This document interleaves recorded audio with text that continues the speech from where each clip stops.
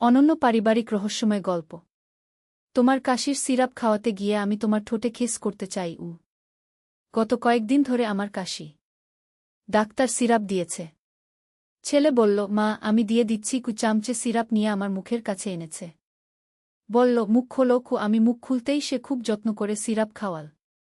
বলল, তিতা লাগছে। আমি মাথা নাড়লাম। সে তার আঙুল দিয়ে আমার ঠোঁটে লেগে থাকা সিরাপটা মুছে দিল।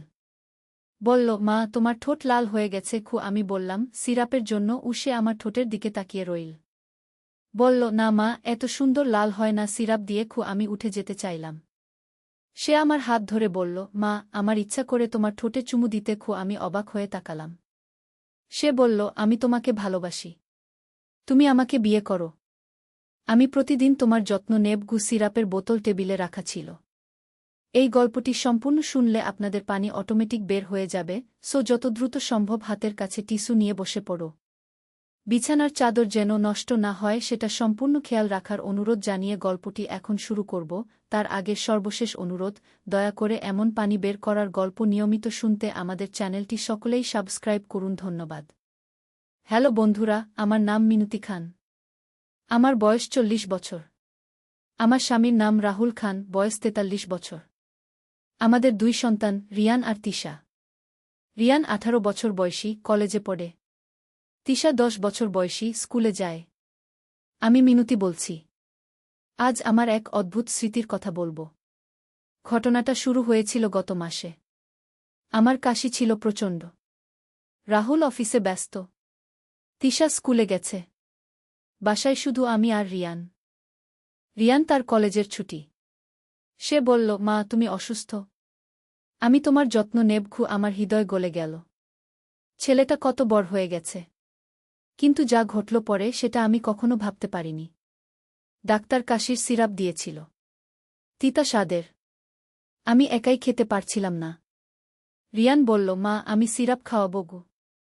সে চামচে সিরাপ নীল। আমার মুখের খুব কাছে এসে বলল, মা মুখ খোলো। আমি মুখ খুললাম। সে খুব ধীরে ধীরে সিরাপ খাওয়াল। তারপর জিজ্ঞেস করল, তিতা লাগছে? আমি মাথা নাড়লাম। তখন সে হঠাৎ তার আঙুল দিয়ে আমার ঠোঁটে লেগে থাকা সিরাপ মুছে দিল। বলল, মা তোমার ঠোঁট লাল হয়ে গেছে গি। আমি বললাম, সিরাপের জন্য হবে গু। সে আমার ঠোঁটের দিকে অদ্ভুতভাবে তাকিয়ে রইল। বলল, না মা, এত সুন্দর লাল হয় না সিরাপ দিয়ে গি। আমি উঠে যেতে চাইলাম। কিন্তু সে আমার হাত ধরে বলল, মা আমার ইচ্ছা করে তোমার ঠোঁটে চুমু দিতে গু। আমি অবাক হয়ে তাকালাম। এ কি বলছে রিয়ান? তারপর আরও বড় ধাক্কা এলো। সে বলল, আমি তোমাকে ভালোবাসি। তুমি আমাকে বিয়ে করো। আমি প্রতিদিন তোমার যত্ন নেব গু। আমি হতবাক। এ কি হচ্ছে? রিয়ান আমার ছেলে। সে কি বলছে? আমি বুঝতে পারছিলাম না। তারপর সে বলল, মা আমি জানি তুমি অবাক হচ্ছ। কিন্তু আমি তোমাকে শুধু মা হিসেবে দেখি না।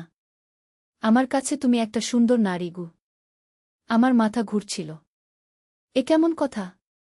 আমি বললা, রিয়ান তুমি কি বলছ? আমি তোমার মা গু।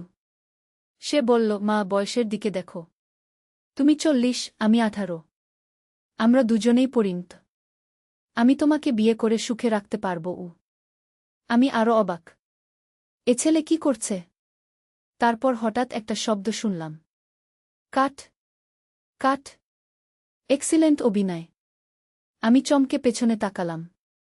দেখি আমার স্বামী রাহুল ক্যামেরা হাতে দাঁড়িয়ে। আর আমার মেয়ে তিশা হাসতে হাসতে লুটিয়ে পড়েছে। রাহুল বলল, বাহ, চমৎকার অভিনয় হয়েছে গু। আমি বুঝতে পারলাম না। বললাম, এ কি হচ্ছে? রিয়ান হেসে বলল, মা আমরা তোমাকে একটা সারপ্রাইজ দিয়েছি। আসলে এটা একটা ছোট নাটক। তিশা বলল, মা আমরা ইউটিউবে একটা চ্যানেল খুলেছি, খান ফ্যামিলি ড্রামা নামে। আর তুমি জানো না গু? রাহুল বলল, মিনতি আমি অনেকদিন ধরে একটা পারিবারিক নাটকের চ্যানেল বানাতে চাইছিলাম। কিন্তু তুমি রাজি হতে না গি। আমি বললাম, তাই তোমরা আমাকে ফাঁকি দিয়ে নাটক করালে? রিয়ান বলল, মা তুমি কিন্তু দারুণ অভিনয় করেছ। দেখো তোমার মুখের এক্সপ্রেশন কত সুন্দর ছিল। আমি ক্যামেরার স্ক্রিনে নিজের ভিডিও দেখলাম। সত্যিই দেখতে বেশ ভালোই লাগছে। তিশা বলল, মা এখন আমরা এই ভিডিওর দ্বিতীয় পার্ট করব গো। আমি বললাম, দ্বিতীয় পার্ট? রাহুল বলল, হ্যাঁ।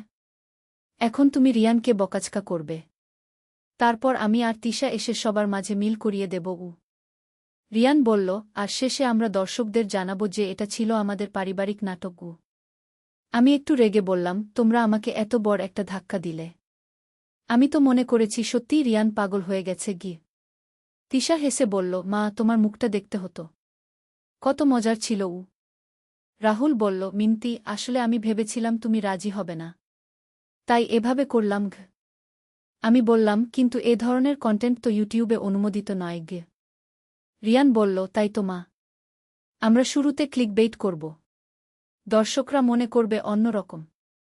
কিন্তু আসলে এটা একটা পারিবারিক নাটক। তিশা বলল, হ্যাঁ মা। আমরা দেখিয়ে দেব যে এটা অভিনয় ছিল।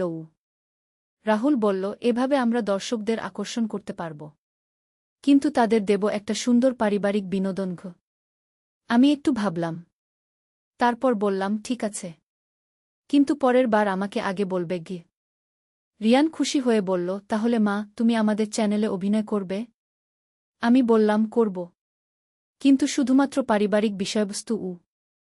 তিশা লাফিয়ে উঠল। ইয়েস। আমাদের মা একজন অভিনেত্রী। রাহুল বলল, মিনতি, তুমি আসলেই ভালো অভিনয় করো। আমি জানতাম না গি। আমি বললাম, আমিও জানতাম না। আচ্ছা, এখন দ্বিতীয় পার্ট করি? রিয়ান বলল, হ্যাঁ মা। তুমি এখন আমাকে বকাঝকা করো। বলো যে আমি কত খারাপ কথা বলেছি। আমি মজা পেয়ে গেলাম। বললাম, ঠিক আছে। কিন্তু এবার আমি জানি যে এটা নাটক।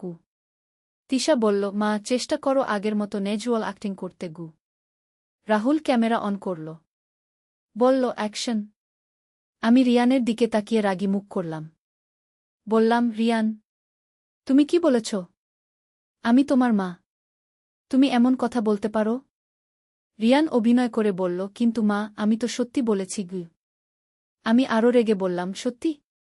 তুমি কি পাগল হয়ে গেছ? আমি তোমাকে জন্ম দিয়েছি, লালন পালন করেছি। আর তুমি আমাকে বিয়ে করতে চাও? রিয়ান ভণ্ডামি করে বলল, মা, বয়স তো কোনো ব্যাপার না গে। এমন সময় রাহুল আর তিশা ঘরে ঢুকল। রাহুল অভিনয় করে বলল, এ কি হচ্ছে? তোমরা কি নিয়ে তর্ক করছ? তিশাও অভিনয় করে বলল, হ্যাঁ, এত চিৎকার কেন? আমি বললাম, তোমার ছেলের কাণ্ড শোনো। সে আমাকে বিয়ে করতে চায়। রাহুল অভিনয় করে অবাক হল। বলল, কি? রিয়ান, এ কি বলছিস তুমি? রিয়ান বলল, বাবা, আমি মাকে ভালোবাসি। তিশা বলল, ভাইজা, তুমি কি পাগল? উনি তোমার মা গি। রাহুল বলল, রিয়ান, তুমি কি ঠিক আছো? মাথায় কোনো সমস্যা? আমি বললাম, আমিও তাই ভাবছি। ছেলেটার মাথা খারাপ হয়ে গেছে গি। রিয়ান বলল, আমার মাথা ঠিক আছে। আমি জানি আমি কি বলছি। তিশা বলল, ভাইজা, এটা তো খুবই খারাপ কথা। রাহুল বলল, রিয়ান, তুমি হয়তো কোনো খারাপ সিনেমা দেখেছ। আমি বললাম, হ্যাঁ। নিশ্চয়ই কোনো ভুল জায়গা থেকে ভুল শিক্ষা নিয়েছে গি। রিয়ান বলল, না, আমি কিছুই দেখিনি। এটা আমার নিজের ভাবনা গে। তিশা বলল, তাহলে তুমি ডাক্তার দেখাও। রাহুল বলল, হ্যাঁ, মানসিক ডাক্তার দেখাতে হবে। আমি বললাম, আমি তো এখনই ডাক্তারের কাছে নিয়ে যাব। হঠাৎ রিয়ান হাসতে শুরু করল। বলল, স্টপ। স্টপ। এখানেই কাটি। আমরা সবাই থামলাম। রাহুল বলল, এটাই হবে আজকের ভিডিও। তিশা বলল, এখন আমরা দর্শকদের বলব যে এটা নাটক ছিল। আমি বললাম, হ্যাঁ, এটা জরুরি। না হলে মানুষ ভুল বুঝবে। রাহুল ক্যামেরার দিকে তাকিয়ে বলল, প্রিয় দর্শক, আশা করি আপনারা আমাদের পারিবারিক নাটকটি উপভোগ করেছেন। রিয়ান বলল, হ্যাঁ, এটি ছিল একটি অভিনয়। আমরা চাই আপনারা বুঝতে পারেন যে পারিবারিক বন্ধনের গুরুত্ব কত। তিশা বলল, আমাদের পরিবারে সবসময় ভালোবাসা আছে, কিন্তু সেটা সঠিক জায়গায়। আমি বললাম, আমি মিনতি খান। আমি আমার পরিবারকে খুব ভালোবাসি, কিন্তু সব ভালোবাসার একটা সীমা আছে। রাহুল বলল, আমরা আশা করি আমাদের এই নাটকের মাধ্যমে আপনারা পারিবারিক মূল্যবোধ সম্পর্কে চিন্তা করবেন। রিয়ান বলল, আর আমাদের অভিনয় কেমন লাগলো কমেন্টে জানান। তিশা বলল, আর চ্যানেল সাবস্ক্রাইব করতে ভুলবেন না। আমি বললাম, আমরা আরও এমন পারিবারিক নাটক নিয়ে আসব। রাহুল বলল, ধন্যবাদ সবাইকে। আবার দেখা হবে নতুন ভিডিওতে গু। ভিডিও শেষ হওয়ার পর আমরা সবাই হাসলাম। তিশা বলল, মা তুমি দারুণ অভিনয় করেছ গু। রিয়ান বলল, হ্যাঁ মা, তুমি একদম ন্যাচারাল ছিলে গি। রাহুল বলল, মিনতি আমি গর্বিত তোমাকে নিয়ে গি। আমি বললাম, আমিও মজা পেয়েছি। তবে পরের বার আগে থেকে বলো গি। তিশা বলল, মা আমাদের চ্যানেলে কি কন্টেন্ট করব? রাহুল বলল, আমরা পারিবারিক সমস্যা নিয়ে ছোট ছোট নাটক করব উ। রিয়ান বলল, হ্যাঁ, যেগুলো দেখে মানুষ শিক্ষা নিতে পারবে গি। আমি বললাম, এটা ভালো আইডিয়া। আমরা সমাজের বিভিন্ন সমস্যা নিয়ে কাজ করতে পারি উ। তিশা বলল, যেমন? রাহুল বলল, যেমন পারিবারিক বন্ধন, স্বামী স্ত্রীর সম্পর্ক, বাবা মায়ের সাথে সন্তানের আচরণ গু। রিয়ান বলল, আর আমরা সবসময় ইতিবাচক বার্তা দেব গু। আমি বললাম, এটা খুব ভালো কথা ইউ। তিশা বলল, তাহলে আমাদের পরের ভিডিওর বিষয় কি হবে? রাহুল ভাবল একটু। তারপর বলল, আমরা স্বামী স্ত্রীর ভুল বোঝাবুঝি নিয়ে একটা নাটক করতে পারি উ। রিয়ান বলল, সেটাও ভালো হবে গু। আমি বললাম, হ্যাঁ, অনেক পরিবারের স্বামী স্ত্রীর মধ্যে যোগাযোগের অভাব থাকে গু। তিশা বলল, আর আমি কি করব? রাহুল বলল, তুমি থাকবে আমাদের স্মার্ট মেয়ে যে বাবা মায়ের মিল করিয়ে দেয়া গু। রিয়ান বলল, আর আমি থাকব বড় ভাই যে পরিবারের সবার খোঁজ নেয় উ। আমি বললাম, চমৎকার পরিকল্পনা গি। তারপর আমরা বসে পরবর্তী ভিডিওর স্ক্রিপ্ট লিখলাম। রাহুল বলল, আমাদের চ্যানেলের নাম হবে খান পরিবারের গল্প। তিশা বলল, এটা ভালো নাম গ। রিয়ান বলল, হ্যাঁ, মানুষ বুঝতে পারবে যে আমরা পারিবারিক কন্টেন্ট করি গি। আমি বললাম, আর আমরা সবসময় ইতিবাচক বার্তা দেব উ।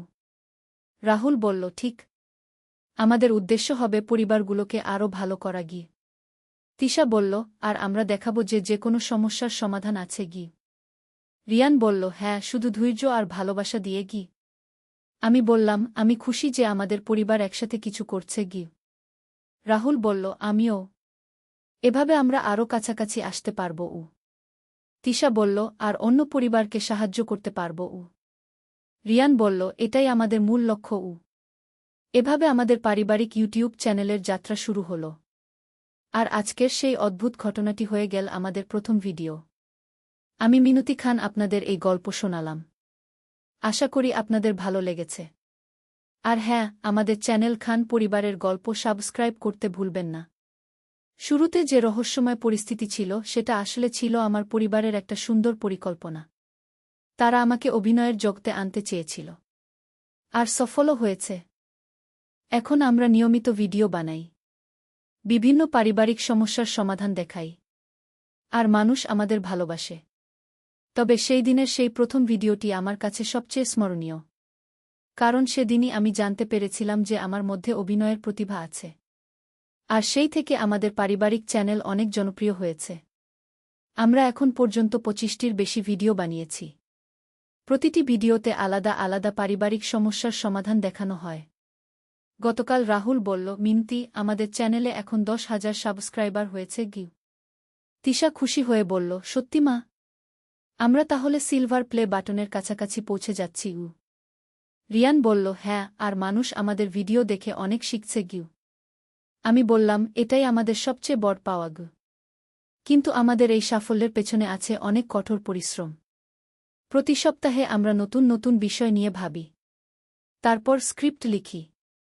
অভিনয় করি। এডিট করি। রাহুল সব সময় বলে, আমাদের ভিডিও শুধু বিনোদন নয়। এটা শিক্ষাও উ। আমি তার সাথে একমত। আমরা যে বিষয়গুলো নিয়ে কাজ করি সেগুলো সবই বাস্তব জীবনের। যেমন গত সপ্তাহে আমরা একটা ভিডিও করেছিলাম বয়স্ক বাবা মায়ের যত্ন নিয়ে। সেখানে দেখানো হয়েছিল কিভাবে ব্যস্ত সন্তানরা তাদের বাবা মায়ের সময় দিতে পারে।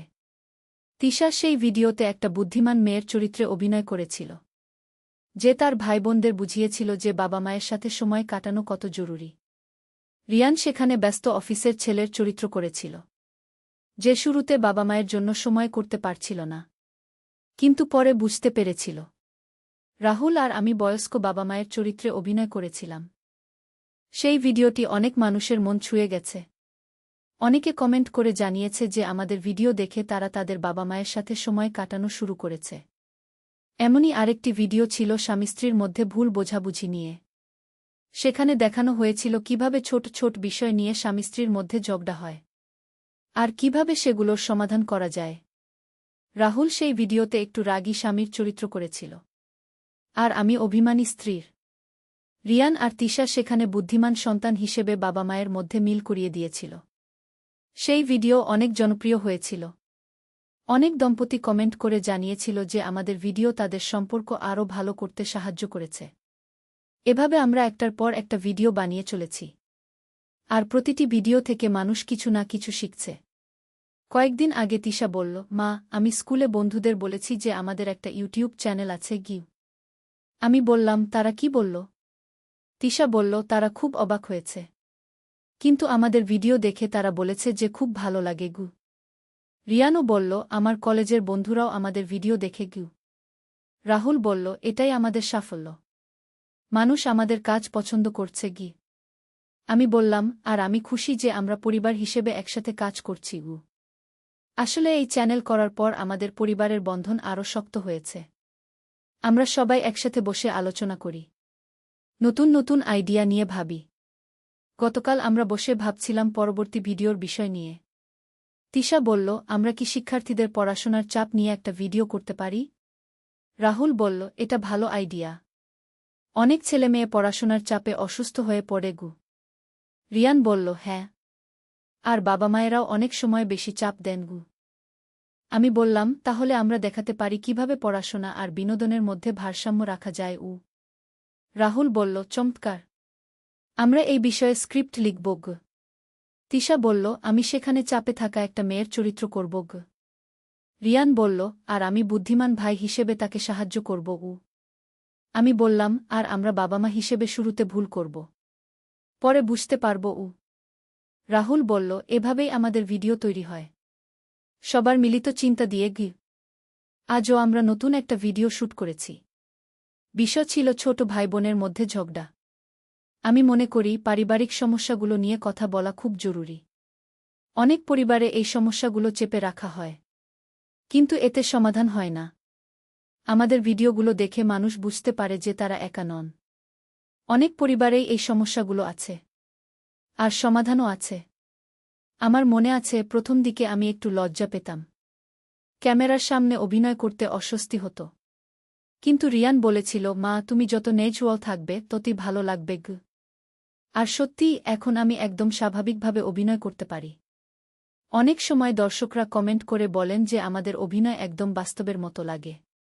এটাই আমাদের শক্তি। আমরা অতিরিক্ত কিছু করি না, যা দেখাই তা জীবনের সাথে মিল রেখে। রাহুল সবসময় বলে, আমাদের উদ্দেশ্য টাকা পয়সা নয়, আমাদের উদ্দেশ্য সেবা গু। আমি তার এই কথায় গর্বিত। সত্যিই আমরা যদি আমাদের ভিডিও দিয়ে কোনো পরিবারকে সাহায্য করতে পারি, তাহলেই আমাদের সার্থকতা। আর এভাবেই আমাদের খান পরিবারের গল্প চ্যানেলের যাত্রা অব্যাহত রয়েছে। প্রতি সপ্তাহে নতুন নতুন বিষয় নিয়ে হাজির হই আমরা। আর সব শুরু হয়েছিল সেই একটা কাশির সিরাপ খাওয়ানোর নাটক দিয়ে। কে জানত যে সেই ছোট্ট একটা প্র্যাঙ্ক আমাদের এত বড় একটা পথ দেখিয়ে দেবে। আমি মিমতি খান, আমার পরিবারের সাথে মিলে একটা সুন্দর কাজ করছি। আশা করি আমাদের এই যাত্রা আরও অনেক দূর পর্যন্ত চলবে। আর হ্যাঁ, আপনারাও যদি কোনো পারিবারিক সমস্যায় থাকেন, তাহলে আমাদের চ্যানেল দেখতে পারেন। হয়তো আপনার সমস্যার সমাধান খুঁজে পাবেন। আজকে এই পর্যন্তই। আবার দেখা হবে নতুন কোনো গল্প নিয়ে। ততদিন পর্যন্ত ভালো থাকবেন। আর আমাদের খান পরিবারের গল্প চ্যানেল সাবস্ক্রাইব করতে ভুলবেন না। গতকাল সন্ধ্যায় চা বানানোর সময় ছেলে চিনির চেয়েও মিষ্টি কিছু বলেছে, যা আমার ঘুম কেড়ে নিয়েছে। আমার চা খাওয়ার অভ্যাস সন্ধ্যা 6টায়। গতকাল রান্নাঘরে চা বানাতে গিয়েছি। ছেলে অফিস থেকে ফিরেছে একটু আগেই। ফ্রেশ হয়ে রান্নাঘরে এসে দাঁড়াল। মা, আজ আমি চা বানাবো। আমি অবাক হলাম। তুই পারবি? সে হাসল। তোমার কাছ থেকে দেখে দেখে শিখেছি গো। ঠিক আছে, দেখি কেমন বানায়। আমি পাশে দাঁড়িয়ে রইলাম। চুলায় কেটলি বসিয়ে পানি দিল। মা, কত কাপ বানাব? 2 কাপ। পানি গরম হতে লাগল। সে চা পাতার কৌটা খুল। কতটুকু চা পাতা? 2 চামচ। সবকিছু ঠিকমতো করছে। এখন অপেক্ষা করি, পানি ফুটবে। আমরা দুজনে পাশাপাশি দাঁড়িয়ে। পানি ফুটে উঠল। চা পাতা দিয়ে দিল। এখন চিনি দেব? চিনির পাত্র খুলে চামচ দিয়ে নিতে গিয়ে বলল, মা, কতটুকু চিনি দেব? আমি বললাম, 2 চামচ। চিনি দিতে গিয়ে হঠাৎ থাম। মা, তোমার হাসি এই চিনির চেয়েও মিষ্টি। আমি হেসে দিলাম। কি যে বলিস? চা ফুটতে শুরু করেছে। আর এই চা যেমন গরম, আমার ভালোবাসাও তেমনি গরম। আমি তার দিকে তাকালাম। কি বলতে চাইছে? দুধ দেওয়ার পালা। দুধ দিয়ে দেখি, দুধ দিতেই চায়ের রং সুন্দর হয়ে গেল। আর এই দুধের মতোই পবিত্র আমার ভালোবাসা। কি এখন চা প্রায় তৈরি? মা, চা ছেঁকে কাপে ঢালি? হ্যাঁ, 2 কাপে চা ঢেলে দিল। একটা কাপ আমার দিকে এগিয়ে দিল। মা, এই চা পান করার আগে আমার একটা কথা শোনো। আমি কাপ হাতে নিয়ে অপেক্ষা করলাম। কাপ থেকে ধোঁয়া উঠছে। আমি তোমাকে ভালোবাসি। আমি চুমুক দিতে গিয়ে থামলাম। শুধু মা হিসেবে নয়, একজন নারী হিসেবে। চায়ের গরমে ঠোঁট জ্বলে গেল। কিন্তু আমি খেয়াল করলাম না। তুমি আমার জীবনে এই চায়ের মতোই জরুরি। তার চোখে অদ্ভুত দৃষ্টি। চা ছাড়া যেমন আমার সন্ধ্যা অসম্পূর্ণ, তোমার ছাড়া আমার জীবনও অসম্পূর্ণ। আমি কাপ টেবিলে রেখে দিলাম। কিন্তু আমি চাই তুমি আমার স্ত্রী হয়ে থাকো। রান্নাঘরের আলো নিভিয়ে দিয়েছিল। সূর্য ডুবে গেছে। মা, তুমি আমাকে বিয়ে করো। চায়ের ধোয়ার মতোই তার কথা বাতাসে মিশে গেল, কিন্তু আমার কানে বাজতে থাকল। এই গল্পটি সম্পূর্ণ শুনলে আপনাদের পানি অটোমেটিক বের হয়ে যাবে। যত দ্রুত সম্ভব হাতের কাছে টিস্যু নিয়ে বসে পড়ুন। বিছানার চাদর যেন নষ্ট না হয় সেটা সম্পূর্ণ খেয়াল রাখার অনুরোধ জানিয়ে গল্পটি এখন শুরু করব। তার আগে সর্বশেষ অনুরোধ, দয়া করে এমন পানি বের করার গল্প নিয়মিত শুনতে আমাদের চ্যানেলটি সকলেই সাবস্ক্রাইব করুন। ধন্যবাদ। হ্যালো বন্ধুরা, আমার নাম ঈশিতা দাস। আমার বয়স 39 বছর। আমার স্বামীর নাম রিতেশ দাস, বয়স 52 বছর। আমাদের 3 সন্তান, রিয়ান, আজুশি আর তনয়। রিয়ান 21 বছর বয়সী, ইউনিভার্সিটিতে পড়ে। আজুশি 17 বছর বয়সী, কলেজে যায়। তনয় 14 বছর বয়সী, হাই স্কুলে পড়ে। আমার এই ঘটনার কথা বলার আগে বলে রাখি, আমি কখনো কোনো অস্বাভাবিক বিষয়ে বিশ্বাস করতাম না। কিন্তু যা ঘটেছে তা এতটাই অদ্ভুত যে আজও বিশ্বাস করতে পারি না। সব শুরু হয়েছিল রিয়ানের সেই রহস্যময় কথা থেকে। সেদিন সন্ধ্যায় চা বানানোর সময় যে কথাগুলো বলেছিল তা শুনে আমার সারা শরীর কেঁপে গিয়েছিল। কিন্তু আসল ব্যাপার হলো, রিয়ান আমার ছেলে নয়। সে আমার সৎ ছেলে। আমার স্বামী রিতেশের প্রথম বিয়ের সন্তান। তার মা মারা গেছেন রিয়ানের 5 বছর বয়সে। তারপর রিতেশ আমাকে বিয়ে করেন। আমি রিয়ানকে নিজের ছেলের মতোই ভালোবেসেছি। কিন্তু সেদিনের পর থেকে সবকিছু বদলে গেল। আমাদের বাড়িটা একটা পুরানো দোতলা বাড়ি। রিতেশের দাদার আমলের। বাড়িটার সাথে জড়িয়ে আছে অনেক পুরানো গল্প। প্রতিবেশীরা বলে এ বাড়িতে নাকি ভূত আছে। কিন্তু আমরা কখনো এসব বিশ্বাস করিনি। আমাদের পরিবার খুবই খুশি ছিল। কিন্তু রিয়ানের সেই কথার পর থেকে বাড়িতে অদ্ভুত সব ঘটনা ঘটতে শুরু করল। প্রথম ঘটনা ঘটল পরের দিন রাতে। আমি রাতে ঘুম থেকে উঠে পানি খেতে গেলাম রান্নাঘরে। রাত প্রায় 12টা। সবাই ঘুমিয়ে। হঠাৎ দেখি রান্নাঘরে কেউ একজন দাঁড়িয়ে আছে। আধার আলোতে স্পষ্ট দেখা যাচ্ছে না। আমি ভাবলাম রিতেশ হবে। কিন্তু কাছে গিয়ে দেখি রিয়ান। রিয়ান, তুই এখানে কি করছিস? আমি জিজ্ঞেস করলাম। সে ঘুরে তাকাল। তার চোখে অদ্ভুত একটা দৃষ্টি। যেন সে আমাকে চিনতে পারছে না। মা বলে সে এগিয়ে এল আমার দিকে। তার গলার স্বর একদম অন্যরকম।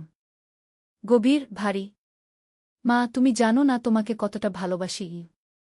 আমার গা ছমছম করে উঠল। রিয়ান, তুই ঠিক আছিস তো? আমি ঠিক আছি মা। তোমার জন্য অপেক্ষা করছিলাম। তার কথা শুনে আমার মনে হলো কেউ যেন আমার পিঠে বরফ ঠেলে দিয়েছে। আমি তাড়াতাড়ি পানি খেয়ে ঘরে ফিরে গেলাম। কিন্তু সেই রাতে আর ঘুম হয়নি। মনে হচ্ছিল কেউ যেন আমাকে দেখছে।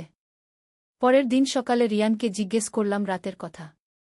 কিন্তু সে বলল তার কিছুই মনে নেই। দিনের পর দিন এরকম ঘটতে থাকল। রাতে রিয়ান উঠে আমার ঘরের সামনে দাঁড়িয়ে থাকত।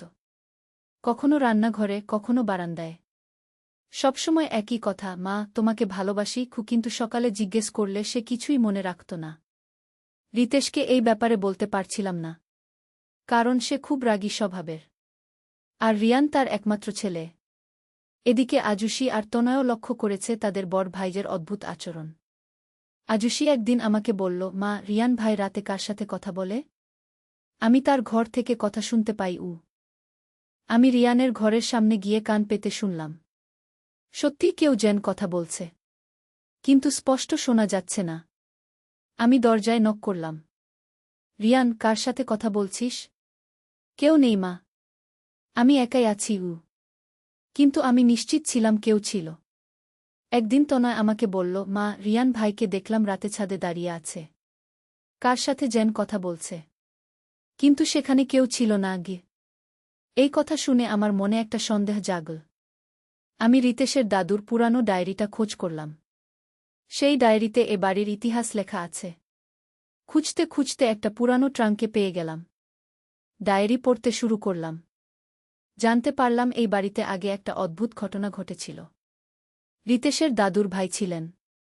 তিনি তার বউকে খুব ভালোবাসতেন, কিন্তু তার বউ অসুস্থ হয়ে মারা যান। তারপর থেকে তিনি পাগল হয়ে যান। রাতে বাড়ির মধ্যে ঘুরে ঘুরে তার মৃত স্ত্রীর সাথে কথা বলতেন। একদিন তিনি হারিয়ে গেলেন। কেউ জানে না কোথায় গেলেন।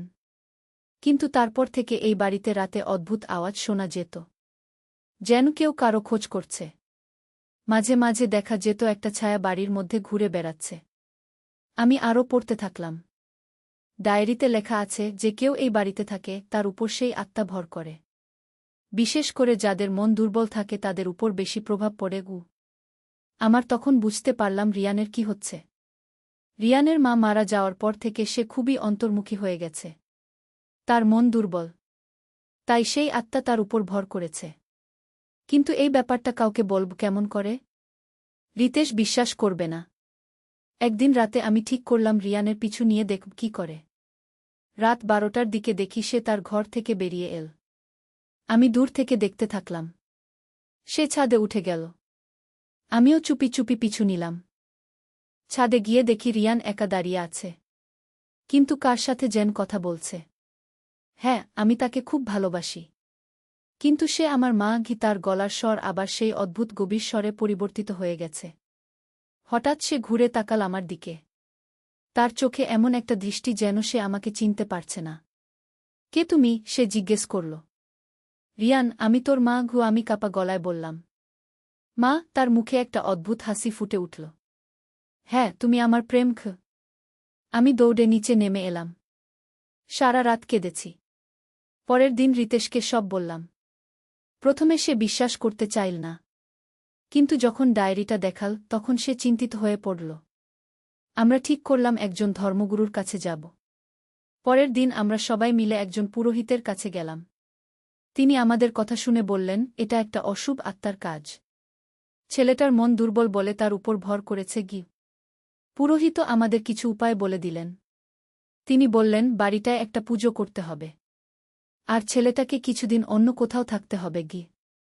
আমরা সেই মতো কাজ করলাম। রিয়ানকে আমার মায়ের বাড়িতে পাঠিয়ে দিলাম, আর বাড়িতে পুরোহিত দিয়ে একটা বড় পুজো করালাম। তিনি বললেন, সেই আত্মা এখন শান্ত হয়েছে, আর কোনো সমস্যা হবে না। এক সপ্তাহ পর রিয়ান ঘরে ফিরে এল। আমরা দেখলাম সে আগের মতো স্বাভাবিক হয়ে গেছে, আর রাতে উঠে ঘুরে বেড়ায় না। সবকিছু স্বাভাবিক হয়ে গেল, কিন্তু একটা ব্যাপার রয়ে গেল। রিয়ান কখনো আমাকে একা পায় না। যখনই কথা বলতে আসে তখন অন্য কেউ না কেউ থাকে, যেন সে ইচ্ছে করেই এড়িয়ে চলে। একদিন আজুশি আমাকে বলল, মা, রিয়ান ভাই বলেছে তার কিছু কিছু মনে আছে। সে লজ্জা পাচ্ছে তোমার সামনে আসতে। আমি রিয়ানের ঘরে গেলাম। রিয়ান, আমি তোর মা, তোর লজ্জা পাওয়ার কিছু নেই। রিয়ান কান্না শুরু করে দিল। মা, আমি সব মনে করতে পারি। কি বলেছিলাম তোমাকে? আমি এখন আর তোমার মুখের দিকে তাকাতে পারি না। আমি তাকে জড়িয়ে ধরলাম। সেটা তুই ছিলি না, তুই আমার ভালো ছেলে। সেদিন থেকে সবকিছু আগের মতো হয়ে গেল। রিয়ান আবার আমার সাথে স্বাভাবিকভাবে কথা বলতে শুরু করল। কিন্তু সেদিনের সেই চা বানানোর ঘটনা আমি কখনো ভুলতে পারব না। আজও মাঝে মাঝে মনে হয় সেই আত্মা আমাদের বাড়িতে কোথাও লুকিয়ে আছে। রাতে একা থাকতে ভয় লাগে, কিন্তু পুরোহিত বলেছেন আর কোনো সমস্যা হবে না। সেই আত্মা এখন শান্ত। এই ঘটনার পর আমাদের পরিবারের সবাই আরও কাছাকাছি এসেছে। রিতেশ এখন বাড়িতে বেশি সময় কাটায়। আজুশি আর তনয়ও রিয়ানের সাথে আগের চেয়ে ভালো ব্যবহার করে। কিন্তু যে জিনিসটা আমি কখনো বুঝতে পারি না সেটা হলো সেই আত্মা কেন রিয়ানকে বেছে নিয়েছিল। কেন সে রিয়ানের মাধ্যমে আমার কাছে তার প্রেমের কথা বলতে চেয়েছিল। পুরোহিত বলেছিলেন সেই আত্মা তার মৃত স্ত্রীর মতো কাউকে খুঁজছিল। তোমার মধ্যে হয়তো তার স্ত্রীর মতো কিছু দেখেছিল ও। এখন আমি বুঝি কেন রিতেশের দাদু এই বাড়িটা ছেড়ে চলে যেতে চেয়েছিলেন। কিন্তু আর্থিক সমস্যার কারণে পারেননি। এখন আমাদের পরিবার এই বাড়িতেই থাকে। কিন্তু আমরা সবসময় সতর্ক থাকি। রিয়ান এখন একটা ভালো চাকরি পেয়েছে। সে তার নিজের জীবন নিয়ে ব্যস্ত।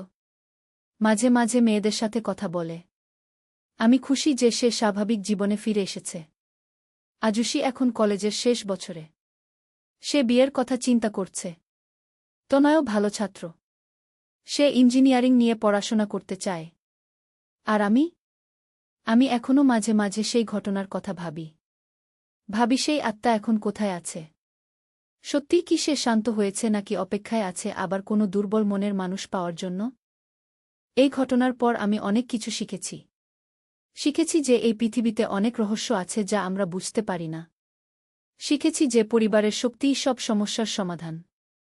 আর সবচেয়ে বড় কথা, ভালোবাসা যতই শক্তিশালী হোক সেটা কখনো অশুভ উদ্দেশ্যে ব্যবহার করা উচিত নয়। আজকাল যখন সন্ধ্যায় চা বানাই মনে হয় সেই দিনের কথা। কিন্তু এখন রিয়ান স্বাভাবিক আচরণ করে।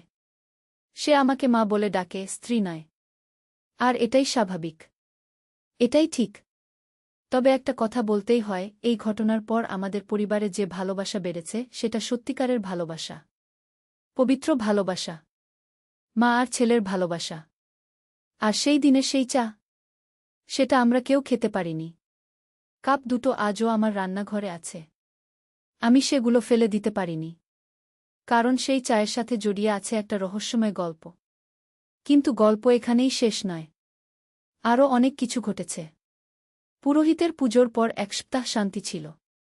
কিন্তু তারপর আবার কিছু অদ্ভুত ঘটনা শুরু হল। এবার শুধু রিয়ান নয়, আমাদের পুরো পরিবারের উপর প্রভাব পড়তে শুরু করল। প্রথমে আজুশির সাথে অদ্ভুত ব্যাপার ঘটল। সে রাতে ঘুমের মধ্যে কথা বলতে শুরু করল। আমি তার ঘরে গিয়ে দেখি সে ঘুমিয়ে আছে কিন্তু মুখ দিয়ে বলছে, না, আমি যেতে চাই না। আমি এখানেই থাকব। আমি তাকে জাগাতে চেষ্টা করলাম। কিন্তু সে জাগছে না। তার কপালে ঘাম। মুখে যন্ত্রণার ছাপ। আমি জোরে ডাক দিলাম, আজুশি, তখন সে চোখ খুলল। কিন্তু তার চোখে এমন ভয় যেন সে কোনো দুঃস্বপ্ন দেখেছে। মা, কেউ একটা আমাকে নিয়ে যেতে চাইছিল। একটা পুরুষ মানুষ। সে বলছিল আমি তার স্ত্রী। গো, আজুশি কাঁপতে কাঁপতে বলল। আমার রক্ত ঠান্ডা হয়ে গেল। সেই আত্মা আবার ফিরে এসেছে। এবার সে আলুশিকে টার্গেট করেছে। আমি তাড়াতাড়ি রিতেশকে জাগালাম। তাকে সব বললাম। পরের দিন সকালে আমরা আবার সেই পুরোহিতের কাছে গেলাম। তিনি বললেন, আত্মাটি এখনও বাড়িতে আছে। সে তার স্ত্রীর মতো দেখতে কাউকে খুঁজছে। তোমার মেয়ে হয়তো তার মৃত স্ত্রীর মতো দেখতে। গু পুরোহিত আমাদের আরও কঠোর ব্যবস্থা নেওয়ার পরামর্শ দিলেন। তিনি বললেন, তোমাদের সপ্তাহখানেক এই বাড়িতে থাকা যাবে না। আমি একটি বিশেষ অনুষ্ঠান করব। আমরা সেই মতো কাজ করলাম। আমার মায়ের বাড়িতে গিয়ে থাকতে শুরু করলাম। কিন্তু সেখানেও অদ্ভুত ঘটনা ঘটতে লাগল। তনয় একদিন বলল, মা, আমার মনে হচ্ছে কেউ আমাকে ফলো করছে। স্কুল থেকে বাড়ি আসার সময় মনে হয় কেউ পিছু নিচ্ছে গিয়ে। আমি বুঝলাম সেই আত্মা আমাদের ছেড়ে দিতে চায় না। সে আমাদের যেখানেই যায় সেখানেই অনুসরণ করে। পুরোহিতকে এই কথা জানালাম। তিনি বললেন, এটা খুবই বিপজ্জনক। আত্মাটি খুবই শক্তিশালী। তিনি আমাদের একটি বিশেষ তাবিজ দিলেন। বললেন, এটা সবসময় সাথে রাখবে। আর প্রতিদিন সন্ধ্যায় একসাথে হনুমান চালিসা পড়বে। আমরা সেই মতো করতে শুরু করলাম। কিছুটা স্বস্তি পেলাম। কিন্তু পুরোপুরি মুক্তি পেলাম না। রাতে ঘুমের মধ্যে মনে হতো কেউ আমার গলায় হাত দিচ্ছে। কখনো মনে হতো কেউ আমার নাম ডাকছে। একদিন রিতেশ বলল, আমাদের এই বাড়ি ছেড়ে চলে যেতে হবে। আর পারা যাচ্ছে না গিয়ে। কিন্তু আমাদের অর্থনৈতিক অবস্থা ভালো না। নতুন বাড়ি ভাড়া নেওয়ার মতো টাকা নেই। আর আমাদের এই বাড়িও বিক্রি করতে হলে সময় লাগবে। এমন সময় একটা অদ্ভুত ঘটনা ঘটল। আমার শ্বশুর মা, যিনি অনেক দিন আগে মারা গেছেন, তিনি আমার স্বপ্নে এসে বললেন, মা, তুমি ভয় পেও না। আমি সব ঠিক করে দেব। পরের দিন সকালে আমি রিতেশকে এই স্বপ্নের কথা বললাম। সে বলল, আম্মা খুবই ধার্মিক ছিলেন। তিনি হয়তো আমাদের সাহায্য করবেন। সেই রাতে আমাদের বাড়িতে একটা অদ্ভুত ব্যাপার ঘটল। আমরা সবাই মায়ের বাড়িতে থাকলেও আমাদের বাড়ির প্রতিবেশীরা জানাল যে সারারাত আমাদের বাড়ি থেকে চিৎকারের আওয়াজ এসেছে, যেন দুইজন মানুষ লড়াই করছে। সকালে আমরা বাড়িতে গিয়ে দেখি সবকিছু এলোমেলো হয়ে আছে, কিন্তু কোনো চোর ডাকাত আসেনি। দরজা জানালা সব বন্ধ, কিন্তু ঘরের ভিতরে যেন ঝড় বয়ে গেছে। পুরোহিত এসে দেখে বললেন, এটা ভালো লক্ষণ। দুটি আত্মার মধ্যে লড়াই হয়েছে, একটি অশুভ, অন্যটি শুভ। শুভ আত্মা জিতেছে। সত্যিই তারপর থেকে আর কোনো অদ্ভুত ঘটনা ঘটেনি। আমরা আবার আমাদের বাড়িতে ফিরে এলাম। সবকিছু স্বাভাবিক হয়ে গেল। রিয়ান আবার আগের মতো আচরণ করতে শুরু করল। আজুশির দুঃস্বপ্ন বন্ধ হয়ে গেল। তনয়ও আর ভয় পায় না। কিন্তু একটা ব্যাপার আজও রহস্য হয়ে আছে। সেই দিন যখন দুই আত্মার লড়াই হয়েছিল, তখন আমাদের বাড়ির পুরানো আলমারিতে একটা চিঠি পাওয়া গেল। চিঠিটা রিতেশের দাদুর হাতের লেখা। চিঠিতে লেখা, আমি জানি আমার ভাই এই বাড়িতে আছে। সে তার স্ত্রীর জন্য পাগল হয়ে গেছে, কিন্তু আমার স্ত্রী তাকে শান্ত করতে পারবে। আমার স্ত্রী মারা গেলে আমি এই চিঠি লিখে রাখছি। যদি কখনো সমস্যা হয় তাহলে তার কবরে গিয়ে তার কাছে সাহায্য চাইবে। আমরা বুঝলাম রিতেশের দাদি আমাদের রক্ষা করেছেন। তিনি তার দেবরের অশুভ আত্মাকে শান্ত করেছেন। এই ঘটনার পর আমাদের পরিবার আরও একসাথে হয়েছে। আমরা প্রতিদিন একসাথে প্রার্থনা করি। বিশেষ করে রিতেশের দাদি আর দাদুর জন্য প্রার্থনা করি। রিয়ান এখন একটা ভালো মেয়েকে বিয়ে করেছে।